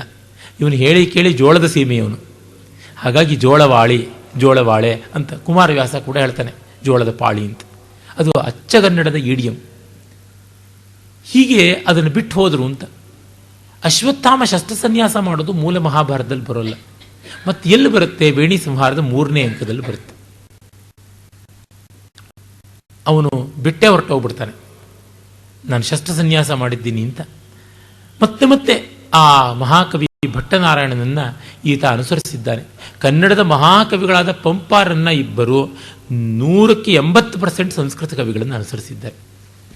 ಅದನ್ನು ಗೊತ್ತು ಮಾಡಿಕೊಳ್ಳದೆ ಸಂಸ್ಕೃತ ವಿರೋಧವನ್ನು ಮಾಡೋದ್ರೊಳಗೇನೆ ಕೃತಾರ್ಥರಾಗುವ ಕನ್ನಡಿಗರು ಕನ್ನಡವನ್ನೇ ಅರ್ಥ ಮಾಡಿಕೊಂಡಿಲ್ಲ ಅಂತ ಅನ್ಸುತ್ತೆ. ಆಮೇಲೆ ಹೇಳ್ತಾನೆ, ಇಲ್ಲಿ ತುಂಬ ಚೆನ್ನಾಗಿರೋ ಪದ್ಯಗಳು ಬರ್ತವೆ. ಈಯಲ್ ಇರಿಯಲ್ ಶರಣ್ಬುಗೆ ಕಾಯಲ್ ಕ್ಷತ್ರಿಯರೇ ಬಲ್ಲರ್ ಅಬ್ರಹ್ಮಣ್ಯಂ ಭೋಯನಲುಂ ಬ್ರಾಹ್ಮಣರ್ ಅವಿಧಾಯನಲುಂ ಬಲ್ಲರ್ ಇರಿಯಲ್ ಅವರೆತ್ತರಿವರ್. ಮಾತಾಡದಂತೆ ಪದ್ಯ ಹೇಳ್ತಾನೆ ನೋಡಿ. ಈಯಲ್ ಇರಿಯಲ್, ಕೊಡೋದಿಕ್ಕೆ ಕತ್ತರಿಸೋದಿಕ್ಕೆ, ಶರಣ್ಪುಗೆ ಕಾಯಲ್, ಶರಣಾದಾಗ ಕಾಪಾಡೋದಿಕ್ಕೆ, ಕ್ಷತ್ರಿಯರೇ ಬಲ್ಲರ್, ಕ್ಷತ್ರಿಯರಿಗೆ ಗೊತ್ತಾಗುತ್ತೆ. ಬಲ್ಲರೇ ಇನ್ನು ತಿಳಿದಿದ್ಯಾ ಬ್ರಾಹ್ಮಣರಿಗೆ? ಅಬ್ರಹ್ಮಣ್ಯಂ, ಅವ್ರಿಗೆ ತಿಳಿದಿರೋದು ಇಷ್ಟೇ, ಬಲ್ಲರ್. ಅಬ್ರಹ್ಮಣ್ಯಂ ಅಯ್ಯಯ್ಯೋ ಅನ್ನೋದಿಕ್ಕೆ, ಭೋಯನಲ್ ಅಯ್ಯಮ್ಮ ಅನ್ನೋದಿಕ್ಕೆ, ಬ್ರಾಹ್ಮಣರ್ ಅವಿಧಾಯನಲು ಅಯ್ಯಮ್ಮ ಅಯ್ಯಪ್ಪ ನ್ಯಾಯವಾಯಿತು ಅನ್ನೋದಿಕ್ಕೆ ಮಾತ್ರ ಬಲ್ಲರ್. ಇರಿಯಲ್ ಅವರೆತ್ತರಿವರ್ ಅಂತ. ಹಳಗನ್ನಡದಲ್ಲಿ ಎಷ್ಟು ಚೆನ್ನಾಗಿ ಪದ್ಯ ಬರೀಬಹುದು ಅನ್ನೋದು ಗೊತ್ತಾಗುತ್ತೆ. ಮತ್ತೊಮ್ಮೆ ಪದ್ಯ ಓದ್ತೀನಿ. ಈ ಎಲಿರಿಯಲ್ ಶರಣ್ಬುಗೆ ಕಾಯಲ್ ಕ್ಷತ್ರಿಯರೇ ಬಲ್ಲರ್ ಅಬ್ರಹ್ಮಣ್ಯರ್ ಬಲ್ಲರ್ ಅಬ್ರಹ್ಮಣ್ಯಂ ಭೋಯನಲುಂ ಬ್ರಾಹ್ಮಣರ್ ಅವಿಧಾಯನಲುಂ ಬಲ್ಲರ್ ಇರಿಯಲ್ ಅವರೆತ್ತರಿವರ್. ಎಲ್ಲಿದೆ ಇಲ್ಲಿ ಸಂಸ್ಕೃತ ಶಬ್ದಗಳು? ಜಾಸ್ತಿ ಇಲ್ಲ. ಹಳಗನ್ನಡವನ್ನು ಇಟ್ಟುಕೊಂಡು ಎಂಥ ವೃತ್ತವನ್ನು ನಿರ್ವಾಹ ಮಾಡಬಹುದು. ಓಜಂಗಡ ಛೆ ಭಾರದ್ವಾಜಂಗಡ ಬಿಲ್ಲ ಬಲ್ಮಯಂ ಕುಲಮುಮಂ ನಿರ್ವ್ಯಾಜಂ ಮಸುಳ್ದುವು ಪಂಡು ತನೂಜರ ಪಕ್ಕದೊಳೆ ಪಾಳೆಗಿಡೆ ನೆಗಳ್ದುದರಿಂ. ಎಂಥ ಅನ್ಯಾಯವನ್ನು ಮಾಡಿಬಿಟ್ನಲ್ಲ ಇವರಪ್ಪ, ಅಂದರೆ ಅಶ್ವತ್ಥಾಮನ ತಂದೆ ಅಂತನ್ನೋದನ್ನು ಅವನು ಮಾರ್ಮಿಕವಾಗಿ ತಿವಿದು ಹೇಳ್ತಾ ಇದ್ದಾನೆ. ಇದು ನೋಡಿ ಆ ಕವಿಯ ಕೌಶಲವನ್ನು ತೋರಿಸುತ್ತದೆ. ಮಾತಿನ ರೀತಿಯಲ್ಲಿಯೇ ಪದ್ಯವನ್ನು ಬರೀತಕ್ಕಂಥದ್ದು ಅದು ಕೂಡ ತುಂಬ ಚೆನ್ನಾಗಿ ಬಂದಿದೆ. ಓಜಂಗಡ, ಗಡ ಅಂದರೆ ಅಲ್ವಾ, ಅದು ಒಂದು ರೀತಿ ಪಾದಪೂರ್ಣಾರ್ಥಕವಾದ ನಿಪಾತವೂ ಹೌದು. ಗಡ, ಗಡಂ, ಗಳಂ ಅಂತೆಲ್ಲ. ಅರೆ ಎಷ್ಟು ಚೆನ್ನಾಗಿ. ಓಜ ಅಂದರೆ ಉಪಾಧ್ಯಾಯ ಶಬ್ದದ ತದ್ಭವ. ಓಜಂಗಡ ಗುರುವಲ್ವೇ? ಛಿ ಭಾರದ್ವಾಜಂಗಡ, ಆ ಆದಿಪ್ರಾಸ ನೋಡಿ. ಓಜಂಗಡ ಛಿ ಭಾರದ್ವಾಜಂಗಡ ಬಿಲ್ಲ ಬಲ್ಮೆಯುಂ ಕುಲಮುಮುಂ ನಿರ್ವ್ಯಾಜಂ ಮಸುಳ್ದುವು. ಅವನ ಬಿಲ್ಲಿನ ವಿದ್ಯೆಯೂ ಅವನ ಬ್ರಾಹ್ಮಣ್ಯವೂ ಕೂಡ ಮಸುಕಾಗಿ ಹೋಗ್ಬಿಟ್ವು. ಭರದ್ವಾಜ ವಂಶೀಯ. ಪಾಂಡು ತನೂಜರ ಪಕ್ಕದೊಳೆ, ಪಾಂಡವರ ಜೊತೆಗೆ ಅವನು ಮಸನತ್ ಮಾಡದಂತೆ ಆಯಿತು. ಶಸ್ತ್ರಸನ್ಯಾಸನ್ನು ಮಾಡಿದ್ರಿಂದ ಪಾರಗಿಡೆ ನೆಗಳ್ದುದರಿಂ. ಅವನ ಎದುರಿಗೆ ಸನ್ಯಾಸ ಮಾಡಿ ಶಸ್ತ್ರಸನ್ಯಾಸ ಸತ್ತೇ ಹೋಗ್ಬಿಟ್ನಲ್ಲ. ತಪನ ಸುತ್ತಂ ಬೇರಾಂ ಬೇರೆ ಪೊಲ್ಲದಂ ನುಡಿದ ನಾವಗಂ ಬಿಸುಟಂ ರಕ್ಷಿಪ ಕೈದುವ ಎಮಗ ಆಮರಿಯ ಪಾಂಡವಂ ಬಗೆದು ನೋಳ್ಪಡ ಅಶ್ವತ್ಥಾಮಂ. ಹಾಗೆ ಕರ್ಣನ ಜೊತೆಗೆ ಜಗಳ ಆಡಿಕೊಂಡು ಅಶ್ವತ್ಥಾಮ ಕೂಡ ಆಯುಧವನ್ನು ಬಿಸಾಕದ. ತಂದೆ ಮಕ್ಕಳು ಇಬ್ಬರೂ ಕೂಡ ಹಾಗೆ ಮಾಡಿಕೊಂಡ್ರಲ್ಲ. ಕರವಾಳಂ ಮಸೆವಂತಿರೆ ಮರವಾಳಂ ಮಸೆಯೇ ಕೂರಿತಕ್ಕುಮೆ. ಕಬ್ಬಿಣದ ಕತ್ತಿಯನ್ನು ಮಸದಂತೆ ಮರದ ಕತ್ತಿಯನ್ನು ಮಸಿದರೆ ಅದೆಂದಾದರೂ ಹರಿತವಾಗುತ್ತೆ. ಕರವಾಳಂ ಮಸವಂತಿರೆ ಮರವಾಳಂ ಮಸೆಯೇ ಕೂರಿತಕ್ಕುಮೆ ಕಲಿಯಂ ಪೊರೆದೊಡೆ ಕೂರ್ಪಂ ತೋರ್ಪಂತಿರೆ ತೋರ್ಕುಮೆ ಪಂದೆ ಪತಿಗೆ ಸಂಗರದೆಡೆಯೊಳ್. ಹಾಗೆ ಹೇಡಿಯನ್ನು ಎಷ್ಟು ಬೆಳೆಸಿದ್ರು ಅವನು ಯುದ್ಧದಲ್ಲಿ ಕಲಿಯಂತೆ ಸೆಣಸ್ತಾನ. ಪಂದೆ ಅಂದರೆ ಹೇಡಿ, ಹಂದೆ ಅಂತೀವಲ್ಲ ಆ ರೀತಿ ಒಂದು ಸಂಸ್ಕೃತ ಸುಭಾಷಿತದ ತಾತ್ಪರ್ಯ ನೆನಪಾಗುತ್ತೆ. ಒಂದು ಸಿಂಹ ಬಂದು ತನ್ನನ್ನು ಆಕ್ರಮಿಸುತ್ತದೆ ಅನ್ನುವ ಹೆದರಿಕೆಯಿಂದ ನಾಯಿಗೆ ದಿವಸವೂ ಗೋಮಾಂಸವನ್ನು ಕೊಟ್ಟು ಚೆನ್ನಾಗಿ ಬೆಳೆಸಿದ್ನಂತೆ. ಸಿಂಹ ಗೋಮಾಂಸ ತಿಂದು ದುಷ್ಟಪುಷ್ಟವಾದ ಈ ನಾಯಿ ಎದುರಿಗೆ ಬಂದ ತಕ್ಷಣ ನಾಯಿ ಕುಯ್ ಕುಯ್ ಅಂತ ಬಾಲ ಮುದುಡ್ಕೊಂಡು ಹೊಟ್ಟೋಯ್ತು, ಗೋಹತ್ಯೆ ಪಾಪ ಮಾತ್ರ ನನಗೆ ಬಂತು ಅಂತ ಅವನು ಹೇಳ್ತಾನೆ. ಹಾಗಾಯಿತು, ಈ ಹೇಡಿ ಅಪ್ಪ ಮಕ್ಕಳನ್ನ ನಾನು ಪೋಷಣೆ ಮಾಡಿದ್ದು ಅಂತಾನೆ. ಇಲ್ಲಿ ನೋಡಿ, ತಮಗೆ ಇದುವರೆಗೂ ಚೆನ್ನಾಗಿದ್ದವರು ಒಂದು ಬಾರಿ ಸರಿಯಾಗಲಿಲ್ಲ ಅಂದರೆ ಹಳದೆಲ್ಲ ಮರ್ತೋಗಿ ಅದೆಲ್ಲಕ್ಕೂ ಕೆಟ್ಟ ವ್ಯಾಖ್ಯಾನವೇ ಬರ್ತದೆ. ಅದು ಮಾನವ ಸ್ವಭಾವ, ಅದನ್ನೇ ನಾವು ನೋಡ್ತಾ ಇದ್ದೀವಿ. ಆಗ ಇವನು ಹೇಳ್ತಾನೆ, ಸಂಜಯ ಹಾಗೆಲ್ಲ ಅಂದುಕೊಳ್ಬೇಡ, ಪಾಂಡವರು ಮಹಾಪರಾಕ್ರಮಿಗಳು, ಜೊತೆಗೆ ಗುಣವಂತರು, ಅವ್ರ ಜೊತೆ ಸಂಧಿ ಮಾಡಿಕೊ. ದಾನಂ ಪ್ರಿಯವಾಕ್ಸಹಿತಂ ಜ್ಞಾನಮಗರ್ವಂ ಕ್ಷಮಾನ್ವಿತಂ ಶೌರ್ಯಂ ಎನಿಪ್ಪೀ ನುಡಿಯನೆ ನುಡಿಸಿದುದು ದಾನಂ ಜ್ಞಾನಂ ಕ್ಷಮಾಗುಣಂ ಧರ್ಮಜನ ಅಂತಂತಾರೆ. ಈ ಪೂರ್ವಾರ್ಧ ಪೂರ್ತಿ ನೃಪತುಂಗನ ಹೆಸರಿನಲ್ಲಿರ್ತಕ್ಕಂಥ ಪ್ರಶ್ನೋತ್ತರ ರತ್ನಮಾಲಿಕಾ ಅನ್ನುವಂಥದ್ರೊಳಗೆ ಬರುವಂಥದ್ದು ಅಂತ ಹೇಳ್ತಾರೆ. ಇನ್ನು ಬೇರೆ ಸುಭಾಷಿತಗಳಲ್ಲೂ ಕಾಣುವಂಥದ್ದು ಅಂತ ಸಂಸ್ಕೃತ ಪದ್ಯ. ದಾನಂ ಪ್ರಿಯವಾಕ್ ಸಹಿತಂ ಜ್ಞಾನಮಗರ್ವಂ ಕ್ಷಮಾನ್ವಿತಂ ಶೌರ್ಯಂ ಭರ್ತೃಹರಿ ನೀತಿಶತಕದಲ್ಲೂ ಸೇರಿಕೊಂಡಿದೆ. ಆಥರ್ಶಿಪ್ ಕಷ್ಟ ಹೇಳುವಂಥದ್ದು. ಒಳ್ಳೆಯ ಮಾತಿನ ಜೊತೆಗೆ ದಾನ, ಗರ್ವವಿಲ್ಲದೆ ಜ್ಞಾನ, ಕ್ಷಮಾಗುಣ ಇರುವ ಶೌರ್ಯ, ಇದು ತುಂಬ ಕಷ್ಟ ಬರೋದು. ಇಂಥದ್ದು ಧರ್ಮರಾಜನಲ್ಲಿದೆ. ಅವನು ನಿನಗೆ ಸಂಧಿಯನ್ನು ಮಾಡ್ಕೊ ಅಂತ ಕೇಳ್ತಿದ್ದಾನಪ್ಪ. ಅವನ ದಾನ, ಜ್ಞಾನ, ಕ್ಷಮಾಗುಣ ತುಂಬ ಚೆನ್ನಾಗಿದೆ ಅಂತ. ಹಾಗಂತಂದಾಗ ಕೋಪ ಬಂದ್ಬಿಡುತ್ತೆ, ಬೈತಾನೆ ದುರ್ಯೋಧನ. ಸ್ಥಿರ ಸತ್ಯವ್ರತಿಯೆಂದು ಧರ್ಮವೃಚಿಯಿಂದ ಧರ್ಮಪುತ್ರಂ ದಯಾಪರನೆಂದೆಲ್ಲರ ಪೇಳ್ದ ಮಾತು ಪುಸಿಯಾಯ್ತು ಈ ಕಾರ್ಮುಕಾಚಾರ್ಯನಂ ಗುರುವಂ ಬ್ರಾಹ್ಮಣನಂ ತೊದಲ್ ನುಡಿದು ಕೊಂದಾಗಳ್ ಮೃಷಾಪಾತಕಂ ಪರಮೆಂಬಿ ನುಡಿಯಂ ಪೃಥಾಪ್ರಿಯಸುತಂ ಪಾಪಕ್ಕೆ ಪಕ್ಕಾಗನೆ. ದೊಡ್ಡದಾಗಿ ಹೇಳ್ತಾ ಇದೆಯಾ ಧರ್ಮರಾಜನ ಬಗ್ಗೆ. ಅವನೇನು ಸ್ಥಿರ ಸತ್ಯವ್ರತನ, ಧರ್ಮರುಚಿ, ಧರ್ಮಪುತ್ರ, ದಯಾಪರ ಅಂತೆಲ್ಲ ಹೇಳಿದ ಮಾತುಗಳು ಸುಳ್ಳಾದವು. ಕಾರ್ಮುಕಾಚಾರ್ಯ, ಬಿಲ್ಲೋಜ, ಧನುರಾಚಾರ್ಯ, ಗುರು, ಬ್ರಾಹ್ಮಣ ಅವನನ್ನು ತೊದಳ್ ನುಡಿದು ಅಂದರೆ ಸುಳ್ಳಾಡಿ ಕೊಂದಾಗಳ್ ಮೃಷಾಪಾತಕಂ, ಸುಳ್ಳಿನ ಪಾಪ ಅದಕ್ಕಿಂತ ದೊಡ್ಡದು ಯಾವುದಿದೆ? ಅದು ಬಂತಲ್ಲ, ಅವನ ಪಾಪಕ್ಕೆ ಪಕ್ಕ ಆಗೋದಿಲ್ವ? ಈ ದೊರೆ ಯರಮಗನು ಮೃಷಾವಾದಂ ನೋಡೆಂದು ಧರ್ಮನಂ ಮೂದಲಿಸಲ್ಪೋದಂ ಪುತ್ರರ ನರಸಲ್ಪೋದನೆ ಯಮಪುರಕ್ಕೆ ಮುಕ್ತಬಾಣಂ ದ್ರೋಣಂ. ಎಷ್ಟು ಚೆನ್ನಾಗಿರ್ತಕ್ಕಂಥ ಒಂದು ಅಪನ್ನುತ್ಯ ಅಲಂಕಾರ ಅಥವಾ ಕಾವ್ಯಲಿಂಗ ಅಲಂಕಾರ, ಹೇತುತ್ಪ್ರೇಕ್ಷ ಅಲಂಕಾರ ಎಲ್ಲ ಸೇರಿರುವಂಥ ಪದ್ಯ. ತನ್ನ ಮಗನನ್ನು ಹುಡುಕೋದಿಕ್ಕ ಹೋಗಿದ್ದು ದ್ರೋಣಾಚಾರ್ಯ ಪ್ರಾಯೋಪವೇಶ ಮಾಡಿ ಸ್ವರ್ಗಕ್ಕೆ ಹೋಗಿದ್ದಾನ, ತನ್ನ ಮಗ ನರಕಕ್ಕಂತ ಹುಡುಕೋಕ್ಕಲ್ಲ ಹೋಗಿದ್ದು. ಈ ದೊರೆ ಅರಮಗನು ಮೃಷಾವಾದಂ, ಈ ನಮ್ಮ ಧರ್ಮರಾಜನು ಸುಳ್ಳಾಡ್ದ. ನೋಡಯ್ಯ ನಿನ್ನ ಮಗನ ರೀತಿ ಅಂತ ಯಮಧರ್ಮನ ಮುಖಕ್ಕೆ ಸೋಟೆ ತಿವಿಯೋದಿಕ್ಕೆ ಮಂಗಳಾರತಿ ಎತ್ತೋದಿಕ್ಕೆ ಹೋದ. ಧರ್ಮನ ಮೂದಲಿಸಲ್ಪೋದನ್ ಪುತ್ರ ನರಸಲ್ಪೋದನೆ ಯಮಪುರಕ್ಕೆ ಮುಕ್ತ ಬಾಣಂ ದ್ರೋಣಂ. ಆ ಪದ್ಯದ ರಚನಾ ರೀತಿ ನೋಡಿ. ಈ ದೊರೆಯರ ಮಗನಂ ಮೃಷಾವಾದಂ ನೋಡೆಂದು ಧರ್ಮನಂ ಮೂದಲಿಸಲ್ ಪೋದಂ ಪುತ್ರ ನರಸಲ್ ಪೋದನೆ. ಪೋದಂ ಪ್ರಾಸಕ್ಕೆ ನೋಡಿ, ಪೋದಂ ಪುತ್ರ ನರಸಲ್ ಪೋದನೆ ಯಮಪುರಕ್ಕೆ ಮುಕ್ತ ಬಾಣಂ ದ್ರೋಣಂ. ಆ ಬಾಣಂ ದ್ರೋಣಂ ಸಮಾನವಾದಂಥ ಪ್ರಾಸಗಳು ಬರುವಂಥದ್ದು. ಈ ಪದ್ಯದ ಎತ್ತುಗಡೆ ಮುಕ್ತಾಯ, ಈ ಕಾಲದಲ್ಲಿ ಸಂಗೀತದಲ್ಲಿ ಮತ್ತೆ ಮುಕ್ತಾಯ ಮಾಡೋದು, ತಿಹಾಯಿ ಹಾಕೋದು, ತೀರ್ಮಾನ ಮಾಡೋದು ಅಂತಾರೆ. ಎಂಥದ್ದು ನಾವು ಪದ್ಯದಲ್ಲಿ ಕೋಟಿ ಥರ ತೋರಿಸ್ತೀವಿ, ಸಂಗೀತಗಾರ ಜನ್ಮ ಜನ್ಮಕ್ಕೂ ಮಾಡೋಕ್ಕಾಗಲ್ಲ ಬಿಡಿ. ಎಷ್ಟು ಕೌಶಲ ಇರುತ್ತೆ. ಮುದ್ದಣ ಗದ್ಯದಲ್ಲಿ ಮಾಡ್ತಾನೆ ಇಂಥದ್ದೆಲ್ಲ. ಈ ಹೊತ್ತಿನ ಕನ್ನಡದ ಕವಿತೆಯಲ್ಲಿ ಈ ಜಾತಿ ಆ ಜಾತಿ, ಆ ಡೆರಿಡ ಈ ಖರಿಡ ಅಂತ ಅವರುಗಳನ್ನು ಇಟ್ಟುಕೊಂಡು ವಿವರಿಸೋದಕ್ಕೆ ಹೋದರೆ ಉಳಿಯುತ್ತೆ ಹೊರತು ಆ ಪದ್ಯದಲ್ಲೇ ಏನಿದೆ, ಆ ಅಕ್ಷರಗಳಲ್ಲಿ ಏನಿದೆ, ಸಾಲಲ್ಲಿ ಏನಿದೆ ಅಂತ ಚಮತ್ಕಾರ ನೋಡಿದ್ರೆ ಏನು ಸಿಗುತ್ತೆ? ಏನೂ ಸಿಗೋದಿಲ್ಲ. ಬೇಕಾದರೆ ಸ್ಮಶಾನದ ಚಿತಾಭಸ್ಮದಿಂದ ಬೇಕಾದರೂ ಸತ್ತವರನ್ನು ಎಬ್ಬಿಸ್ಬೋದು. ಈ ಕಾಲದ ಕನ್ನಡ ಕವಿತೆಯಿಂದ ರಸದ ಲೇಷವನ್ನು ಎಬ್ಬಿಸೋಕ್ಕಾಗೋಲ್ಲ. ಆದರೆ ಇಲ್ಲಿ ನೋಡಿ, ಒಂದು ಪದ್ಯ ಇಟ್ಟುಕೊಂಡು ಎಷ್ಟು ಹೊತ್ತು ಬೇಕಾದರೂ ಚರ್ವಣ ಮಾಡ್ಬೋದು. ಉಂಟು ಬೇಕಾದಷ್ಟು. ಬಾಯಲ್ಲಿ ಸೊಗಸಾಗಿರ್ತಕ್ಕಂಥ ಮಾವಿನಕಾಯಿ ಮೊರಬ್ಬ ತುಂಡಿಟ್ಕೊಂಡಂತೆ. ಇದು ಹಾಗಲ್ಲ. ಒಂದು ನಾಯಿ ಮೂಳೆಯನ್ನು ಜಗಿತಾ ಇರುವಂತೆ. ಎಷ್ಟು ಜಗಿದ್ರೂ ರಸವಿಲ್ಲ, ರಕ್ತಿ ಇಲ್ಲ, ಬಾಯಿ ಕಷ್ಟ ಆಗುತ್ತೆ ಅಷ್ಟೆ. ಆಮೇಲೆ ಹೇಳ್ತಾನೆ, ಒಡವುಟ್ಟಿದರಂ ಕೊಂದವರಡಗಂ ತಿಂದವರ ನೆತ್ತರಂ ಬಗಸರೆಯೋಳ್ ಕುಡಿವಿ ನಿಸ್ತ್ರಿಂಶತೆಯಂ ಹಿಡಿಂಬೆಯಂ ಪೊರ್ದಿ ಕಲ್ತನಾಗನೆ ಭೀಮಂ. ಭೀಮನ್ ಬಗ್ಗೆ ನೀನು ಹೇಳ್ತಾ ಇದೆಯಲ್ಲ, ಒಡಹುಟ್ಟಿದ್ದರಂ ಕೊಂದವನ್, ತನ್ನ ತಮ್ಮಂದ್ರನ್ನೇ ಕೊಂದ. ಈಗ ದುರ್ಯೋಧನಿಗೆ ಇವರೆಲ್ಲ ತಮ್ಮಂದ್ರಾಗ್ಬಿಟ್ಟಿದ್ದಾರೆ. ಭೀಮನಿಗೆ ಇವನೀಗ ಸೋದರ ಆಗ್ಬಿಟ್ಟಿದ್ದಾನೆ. ತುಂಬಿದ ಸಭೆಯಲ್ಲಿ ಅವಮಾನ ಮಾಡುವಾಗ ಅದೆಲ್ಲ ಮರೆತೇ ಬಿಟ್ಟಿದ್ದಾನೆ. ತನ್ನ ದಾಯಾದ ಸೋದರರಾದಂತಹ 99 ಜನ ಕೌರವರನ್ನ ಕೊಂದು ಅವರ ಮಾಂಸ ತಿಂದಿದ್ದು ಮೂಲದಲ್ಲಿಲ್ಲ, ಅದು ಸೇರಿಸ್ಕೊಂಡು ಬಿಟ್ಟಿದ್ದಾನೆ ಬೈಗಳಲ್ಲಿ. ನೆತ್ತರಂ ಬಗಸರೆಯುಳ್ ಕುಡಿಯುವ, ಬಗಸರೆ ಅಂದರೆ ಬಲಗಸೆ ಅಂತ ಹೇಳ್ತಾರೆ, ಬೊಗಸೆ, ಅಲ್ಲಿ ಕುಡಿಯುವ ದುಶಾಸನ ರಕ್ತವನ್ನು ಕುಡಿದ. ಈ ನಿಸ್ತ್ರಿಂಶತೆಯಂ, ಈ ನಿರ್ದಯತೆಯನ್ನ ಹಿಡಿಂಬೆಯಂ ಪೊರ್ದಿ ಕಲ್ತನಾಗನೆ ಭೀಮಂ. ಹಿಡಿಂಬೆಯಿಂದ ಕಲ್ತಿರಬೇಕು. ರಾಕ್ಷಸಿ ಹೆಣ್ಣು ಇದಾಳಲ್ಲ ಹೆಂಡತಿ, ಅವಳಿಂದ ಟ್ರೈನಿಂಗ್ ತಗೊಂಡು ಈ ನರಮಾಂಸ ನರರಕ್ತ ಭಕ್ಷಣ ಪೇಯ ಇದನ್ನ. ವನಿತೆಯ ಕೇಶಮಂ ಸಭೆಯೊಳನ್ನ ಅನುಜಂ ತೆಗೆವಲ್ಲಿ ಗಂಡನಾಗನೆ ಭಗದತ್ತ ನಾನೆ ಬರಿಯಲ್ ಉಡಿವೆನ್ನಗಂ ಒತ್ತೆ ಗಂಡನಾಗನೆ ಕೊಲಲೊಲ್ಲದಂಗಪತಿ ಬಿಲ್ಲೊಳೆ ಕೋದೆವರಲ್ಲಿ ಗಂಡನಾಗನೆ ಕುರುಬಾಲ ಸಂಹರಣ ಮಾತ್ರದೆ ಮಾರುತಿ ಗಂಡನಾದನೆ. ಏನು ಶೈಲಿ! ವನಿತೆಯ ಕೇಶಮಂ ಸಭೆಯೊಳೆನ್ನ ಅನುಜಂ ತೆಗೆವಲ್ಲಿ, ಅವನ ಹೆಂಡತಿಯನ್ನು ಮುಡಿ ಹಿಡಿದು ದರದರನೆ ನನ್ನ ತಮ್ಮ ಎಳ್ಕೊಂಡು ಬಂದಾಗ ಗಂಡನಾಗಲಿಲ್ಲ, ಗಂಡನಿಸ್ಕೊಳ್ಳಿಲ್ಲ.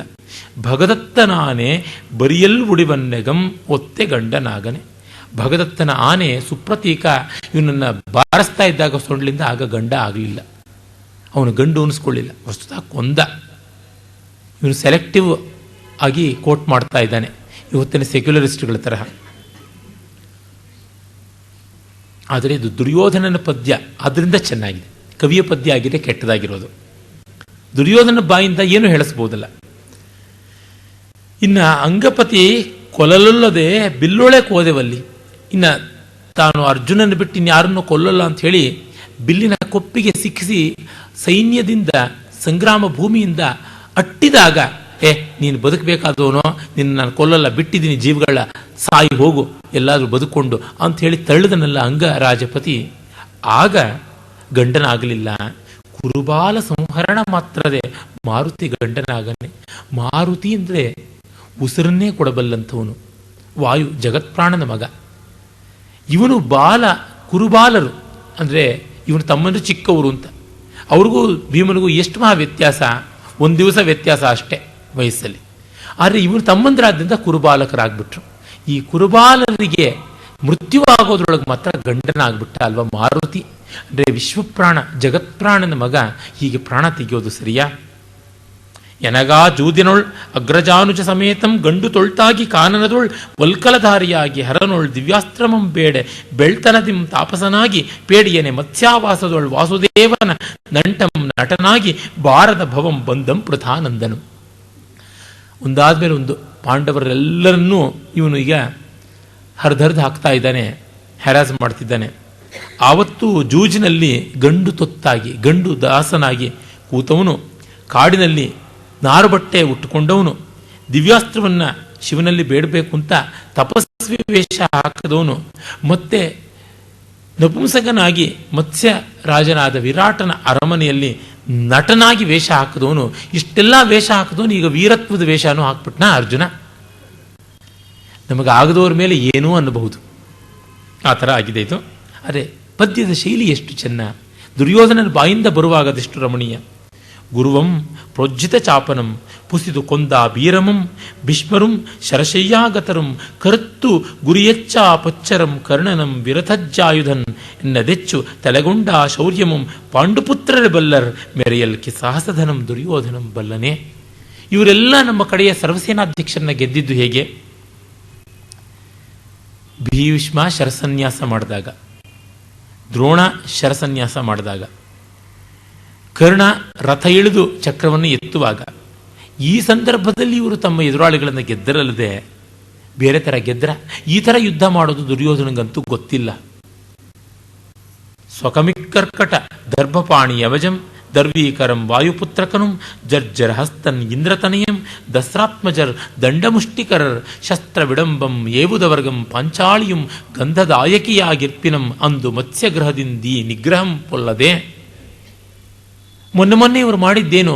ಮತ್ಸ್ಯ ದೇಶದಲ್ಲಿ ವಿರಾಟ ನಗರಿಯಲ್ಲಿ ದರ್ಭಪಾಣಿ ಯಮಜಂ, ದರ್ಬೆ ಹಿಡ್ಕೊಂಡಿದ್ದ ಧರ್ಮರಾಜ, ಸೌಟ್ ಹಿಡ್ಕೊಂಡಿದ್ದ ವಾಯುಪುತ್ರ, ಜರ್ಜರ ಹಸ್ತ, ಜರ್ಜರ ನಾಟಕ ಆರಂಭ ಆಗಬೇಕಾದರೆ ಪೂಜೆ ಮಾಡಬೇಕಾದಂಥ ಒಂದು ಪರಿಕರ, ಇಂದ್ರನ ಆಯುಧ ಅದು, ಇಂದ್ರಧ್ವಜ.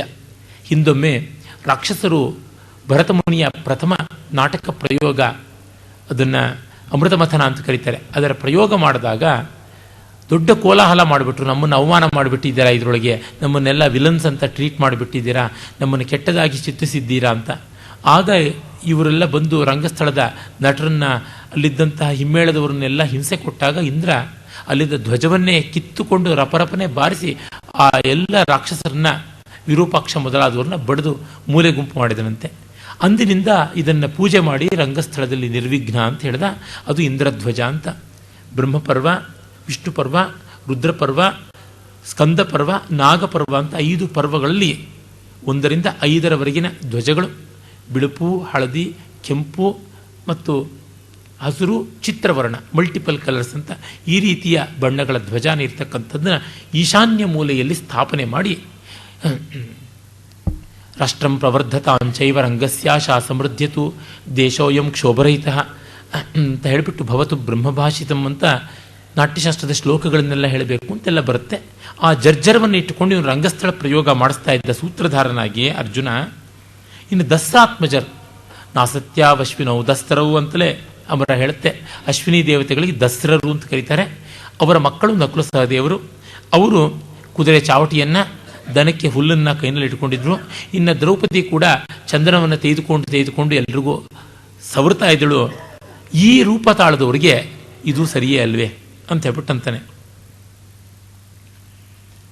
ಸಭೆಯೊಳ್ ತಮ್ಮಯ ಪಕ್ಕದೆನ್ ಅನುಜನ ಪಾಂಚಾಲಿಯಂ ಪಂಚವಲ್ಲಭಯಂ ಮೋದೆಯು ಮಲ್ಲಿ ಮಿಳ್ಮಿಳನೆ ನೋಡುತ್ತಿದ್ದ ಬಲ್ಲಾಳ್ಗಳ್ ಇಲ್ಲಿ ಭರಂಗೈದ ಪರ್ ಈ ಪರಾಕ್ರಮಮುಂ ಈ ಪೆರ್ಮಾತುಮುಂ ಈ ಗಂಡುಂ ಈ ಸುಭಟಾಲಾಪಮುಂ ಎಲ್ಲಮುಂ ಆ ನೃಪಸುತಂಗಂದಲ್ಲಿ ಪೊರ್ಕಿರ್ದುದೋ. ಹಳಗನ್ನಡವನ್ನು ಲಕ್ಷಣವಾಗಿ ಬಿಡಿಸಿಕೊಂಡು ಓದಿದ್ರೆ ಸಾಕು, ಅರ್ಥವಾಗುತ್ತೆ, ವ್ಯಾಖ್ಯಾನವೇ ಬೇಕಿಲ್ಲ. ಈ ಹೊತ್ತಿನ ನವ್ಯ ಕವಿತಾಭಾಸಗಳಿಗೆ ಮಾತ್ರ ಪುಟಗಟ್ಟಲೆ ವ್ಯಾಖ್ಯಾನ ಬೇಕಾಗುತ್ತೆ.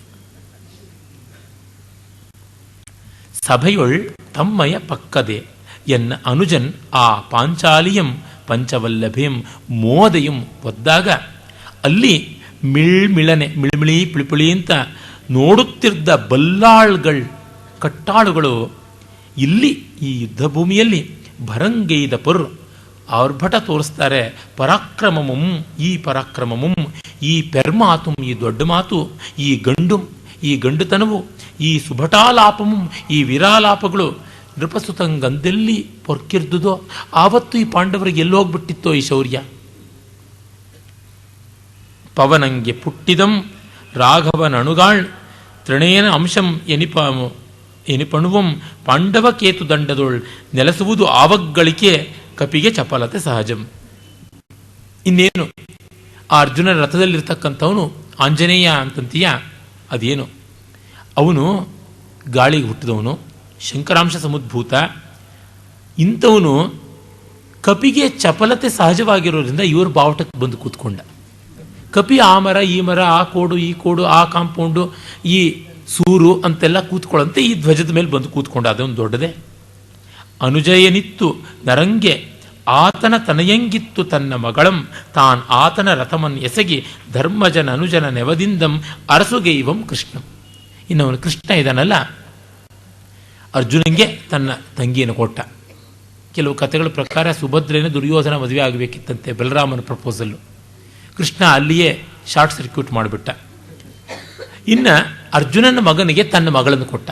ತನ್ನ ಮಗಳು ಅಂದರೆ ಬಲರಾಮನ ಮಗಳು. ವತ್ಸಲ, ಶಶಿರೇಖಾ, ಕನಕಾಂಗಿ ಅಂತ ಅನೇಕ ನಾಮಗಳುಂಟು. ಇವ್ಯಾವುದು ಮಹಾಭಾರತದ ಕಥೆ ಅಲ್ಲ, ಲೋಕರೂಢಿಯ ಕಥೆಗಳು. ಆಮೇಲೆ ತಾನಾತನ ರಥಮನ್ ಎಸಗಿ, ಈಗ ಅವನ ರಥದಲ್ಲಿ ಕೂತ್ಕೊಂಡು ಅರ್ಜುನ ರಥದಲ್ಲಿ ಧರ್ಮಜನ ತಮ್ಮನಾದ ಅರ್ಜುನನನ್ನು ಕಾಪಾಡೋ ನೆವದಿಂದ ತಾನೇ ಅರಸೊತ್ತಿಗೆ ಮಾಡ್ತಾ ಇದ್ದಾನೆ. ಏನು, ತನ್ನ ತಂಗಿ ಇವರ ಮನೆಯವಳು, ತನ್ನ ಮಗಳು ಇವ್ರ ಮನೆ ಸೊಸೆ. ಹೀಗಾಗಿ ಇವರೆಲ್ಲರೂ ತನ್ನವರು, ತಾನು ಇವರವನು, ತಾನು ಪಾಂಡವರ ರಾಜ್ಯವನ್ನು ವರ್ಚುವಲ್ ಆಗಿ ಆಡತಕ್ಕಂಥ ಬ್ಯಾಕ್ ಸೀಟ್ ಡ್ರೈವರ್. ಇವನು ಮುಂದಿನ ಫ್ರಂಟ್ ಸೀಟ್ ಡ್ರೈವರ್ ಆಗಿ ಸಾರಥಿಯಾಗಿ ಕೂತಿರೋದು, ಮಾಡ್ತಾ ಇರೋದು ಬ್ಯಾಕ್ ಸೀಟ್ ಡ್ರೈವಿಂಗು ಅಂತ. ಅನಿಮೇಷಾದ್ಯವತಾರಂ ತನಗಾಯ್ತು ದಶಾವತಾರಂ ಅನಿತರೊಳ್ ಇರದ ಅರ್ಜುನನ ರಥಮನ್ ಎಸಪ ಪನ್ನೊಂದನೆಯ ಸೂತಾವತಾರಮಂ ಹರಿಗಾಯ್ತೆ. ಮೀನಾದ, ಆಮೆಯಾದ, ಹಂದಿಯಾದ, ಹೀಗೆ ಬಗೆ ಬಗೆಯ ಅವತಾರದ ಜೊತೆಗೆ ಇದು 11ನೇ ಅವತಾರ ಸೂತ ಅವತಾರ, ಅಂದರೆ ರಥವನ್ನು ಓಡಿಸ್ತಕ್ಕಂಥ ಸಾರಥಿ ಅವತಾರ, ಇದೂ ಬಂತ ಹರಿಗೆ ಅಂತ ಬಿಟ್ಟಂತಾನೆ. ಆಮೇಲೆ ಸಮರಜಯಂ ದೈವಾಯತ್ನಂ ಅದರಿನ್ ನಾಂ ಪುರುಷಕಾರಂ ಎನಗಾಯ್ತಿಗಳ್ ಯಮನಂದನಾದಿಗಳೊಳ್ ಒಂದೇ ಮೈಯೊಳಂತ ಎರವೆನೆನ್ನ ಛಲಮಂ ಮೆರೆವೆಂ. ಪುರುಷಕಾರವೇ ಮುಖ್ಯ. ನಮ್ಮ ಮಾನುಷ ಪೌರುಷವೇ ತುಂಬ ದೊಡ್ಡದು. ದೈವಕ್ಕೆ ಸಂದದ್ದು ವಿಜಯ, ಜಯಾಪಜಯಗಳು ದೈವಾಧೀನ. ನಮ್ಮ ಸ್ವಾಧೀನವಾದದ್ದು ಪೌರುಷ. ಅದನ್ನೇ ನಾನು ಮಾಡ್ತೀನಿ, ಮೈ ಅಳಿಯುವವರೆಗೂ ನಾನು ಯುದ್ಧ ಮಾಡ್ತೀನಿ. ಸುರಸಿಂಧೂದ್ಭವ ಕುಂಭಜನ್ಮ ದಿನಕೃತ್ ಪುತ್ರಾದಿಗಳ್ ಸಾಯ ಸಂಗರದೊಳ್ ಪಾಂಡವರಂ ಗೆಲಲ್ ನೆರೆಯ ನಿನ್ನೇಕಾಕಿ ದುರ್ಯೋಧನಂ ಸೆರಗಂ ಪಾರ್ದಪ ನಿಂಗುಮೀಧರೆ ಭುಜಾದಂಡಂ ಗದಾದಂಡಮೆಂ ಬೆರಡುಂ ಸಂಜಯ ಮಜ್ಜೈಕ್ಯ ನೆರೆವಿಂ ಮತ್ತನ್ಯರಂ ಪಾರ್ವನೆ. ಈಗ ನಾನು ಸಂಧಿ ಮಾಡಿಕೊಂಡ್ರೆ ಜೀವಗಳನ್ನಾಗಿ ಸಂಧಿ ಮಾಡಿಕೊಂಡಂತಾರೆ, ಇಲ್ಲ ನಾನು ಮಾಡಿಕೊಳ್ಳಲ್ಲ, ನನ್ನ ಗದಾದಂಡ ಭುಜಾದಂಡ ಎರಡೇ ನನಗೆ, ಇನ್ಯಾವುದೂ ಇಲ್ಲ ಅಂತ. ಮಲ್ಲಿನಾಥ ಒಮ್ಮೆ ಮಹಾವ್ಯಾಖ್ಯಾನ ಶಿರೋಮಣಿ ಕಾಳಿದಾಸಾದಿಗಳ ಕಾವ್ಯಗಳಿಗೆ, ಪಂಚಮಹಾಕಾವ್ಯಗಳಿಗೆ ವ್ಯಾಖ್ಯಾನ ಮಾಡಿದ ಬಹುಶಾಸ್ತ್ರ ಕೋವಿದನಾದವನು. ಅವನೊಮ್ಮೆ ಸರ್ವಜ್ಞ ಸಿಂಹ ಭೂಪಾಲನನ್ನ ಕೊಂಡವೀಡಿನಲ್ಲಿದ್ದ ರಾಜನನ್ನು ನೋಡಕ್ಕೆ ಹೋದ. ಪಟ್ಟೆ ಸಾಮಾನ್ಯವಾಗಿತ್ತು, ಹರಿದೋಗಿತ್ತು, ಕೈಯಲ್ಲಿದ್ದ ದಂಡವು ಸೊಟ್ಟಂಪಟ್ಟವಾಗಿತ್ತು. ಯಾರೋ ಕೇಳಿದ್ರು, ಇದೇಮಿ ವಂಕರ ಟಿಕ್ಕರಿ ದಂಡಮು ಚೀಕರಿ ಬಾಕಿರಿ ವಸ್ತ್ರಮು ಅಂತ. ಅದಕ್ಕೆ ಅವನು ಹೇಳಿದಂತೆ, ಕಿಂ ವಾಸಸ ಚೀಕಿರಿ ಬಾಕಿರೇಣ ಕಿಂ ದಾರುಣ ವಂಕರಿ ಟಿಂಕರೇಣ ಸರ್ವಜ್ಞ ಭೂಪಾಲ ವಿಲೋಕನಾರ್ಥಂ ವೈದುಷ್ಯಮೇಕಂ ವಿದುಷಂ ಸಹಾಯಂ. ಹರಿದ ಬಟ್ಟೆ ಆದರೆ ಏನು, ಡೊಂಕು ದೊಣ್ಣೆ ಆದರೆ ಏನು, ಸರ್ವಜ್ಞ ಸಿಂಹ ಭೂಪಾಲನ್ನು ನೋಡೋದಕ್ಕೆ ವಿದ್ವಾಂಸರಿಗೆ ವಿದ್ವತ್ತೆಯೇ ಸಹಾಯ, ಇನ್ಯಾವುದೂ ಅಲ್ಲ ಅಂತ ಹೇಳ್ತಾನಲ್ಲ. ಯಯಾತ ಕಿಮಪಿ ಪ್ರಧಾರ್ಯ ಹೃದಯಂ ಕಾಮಂ ಗತಾಯೇವತೆ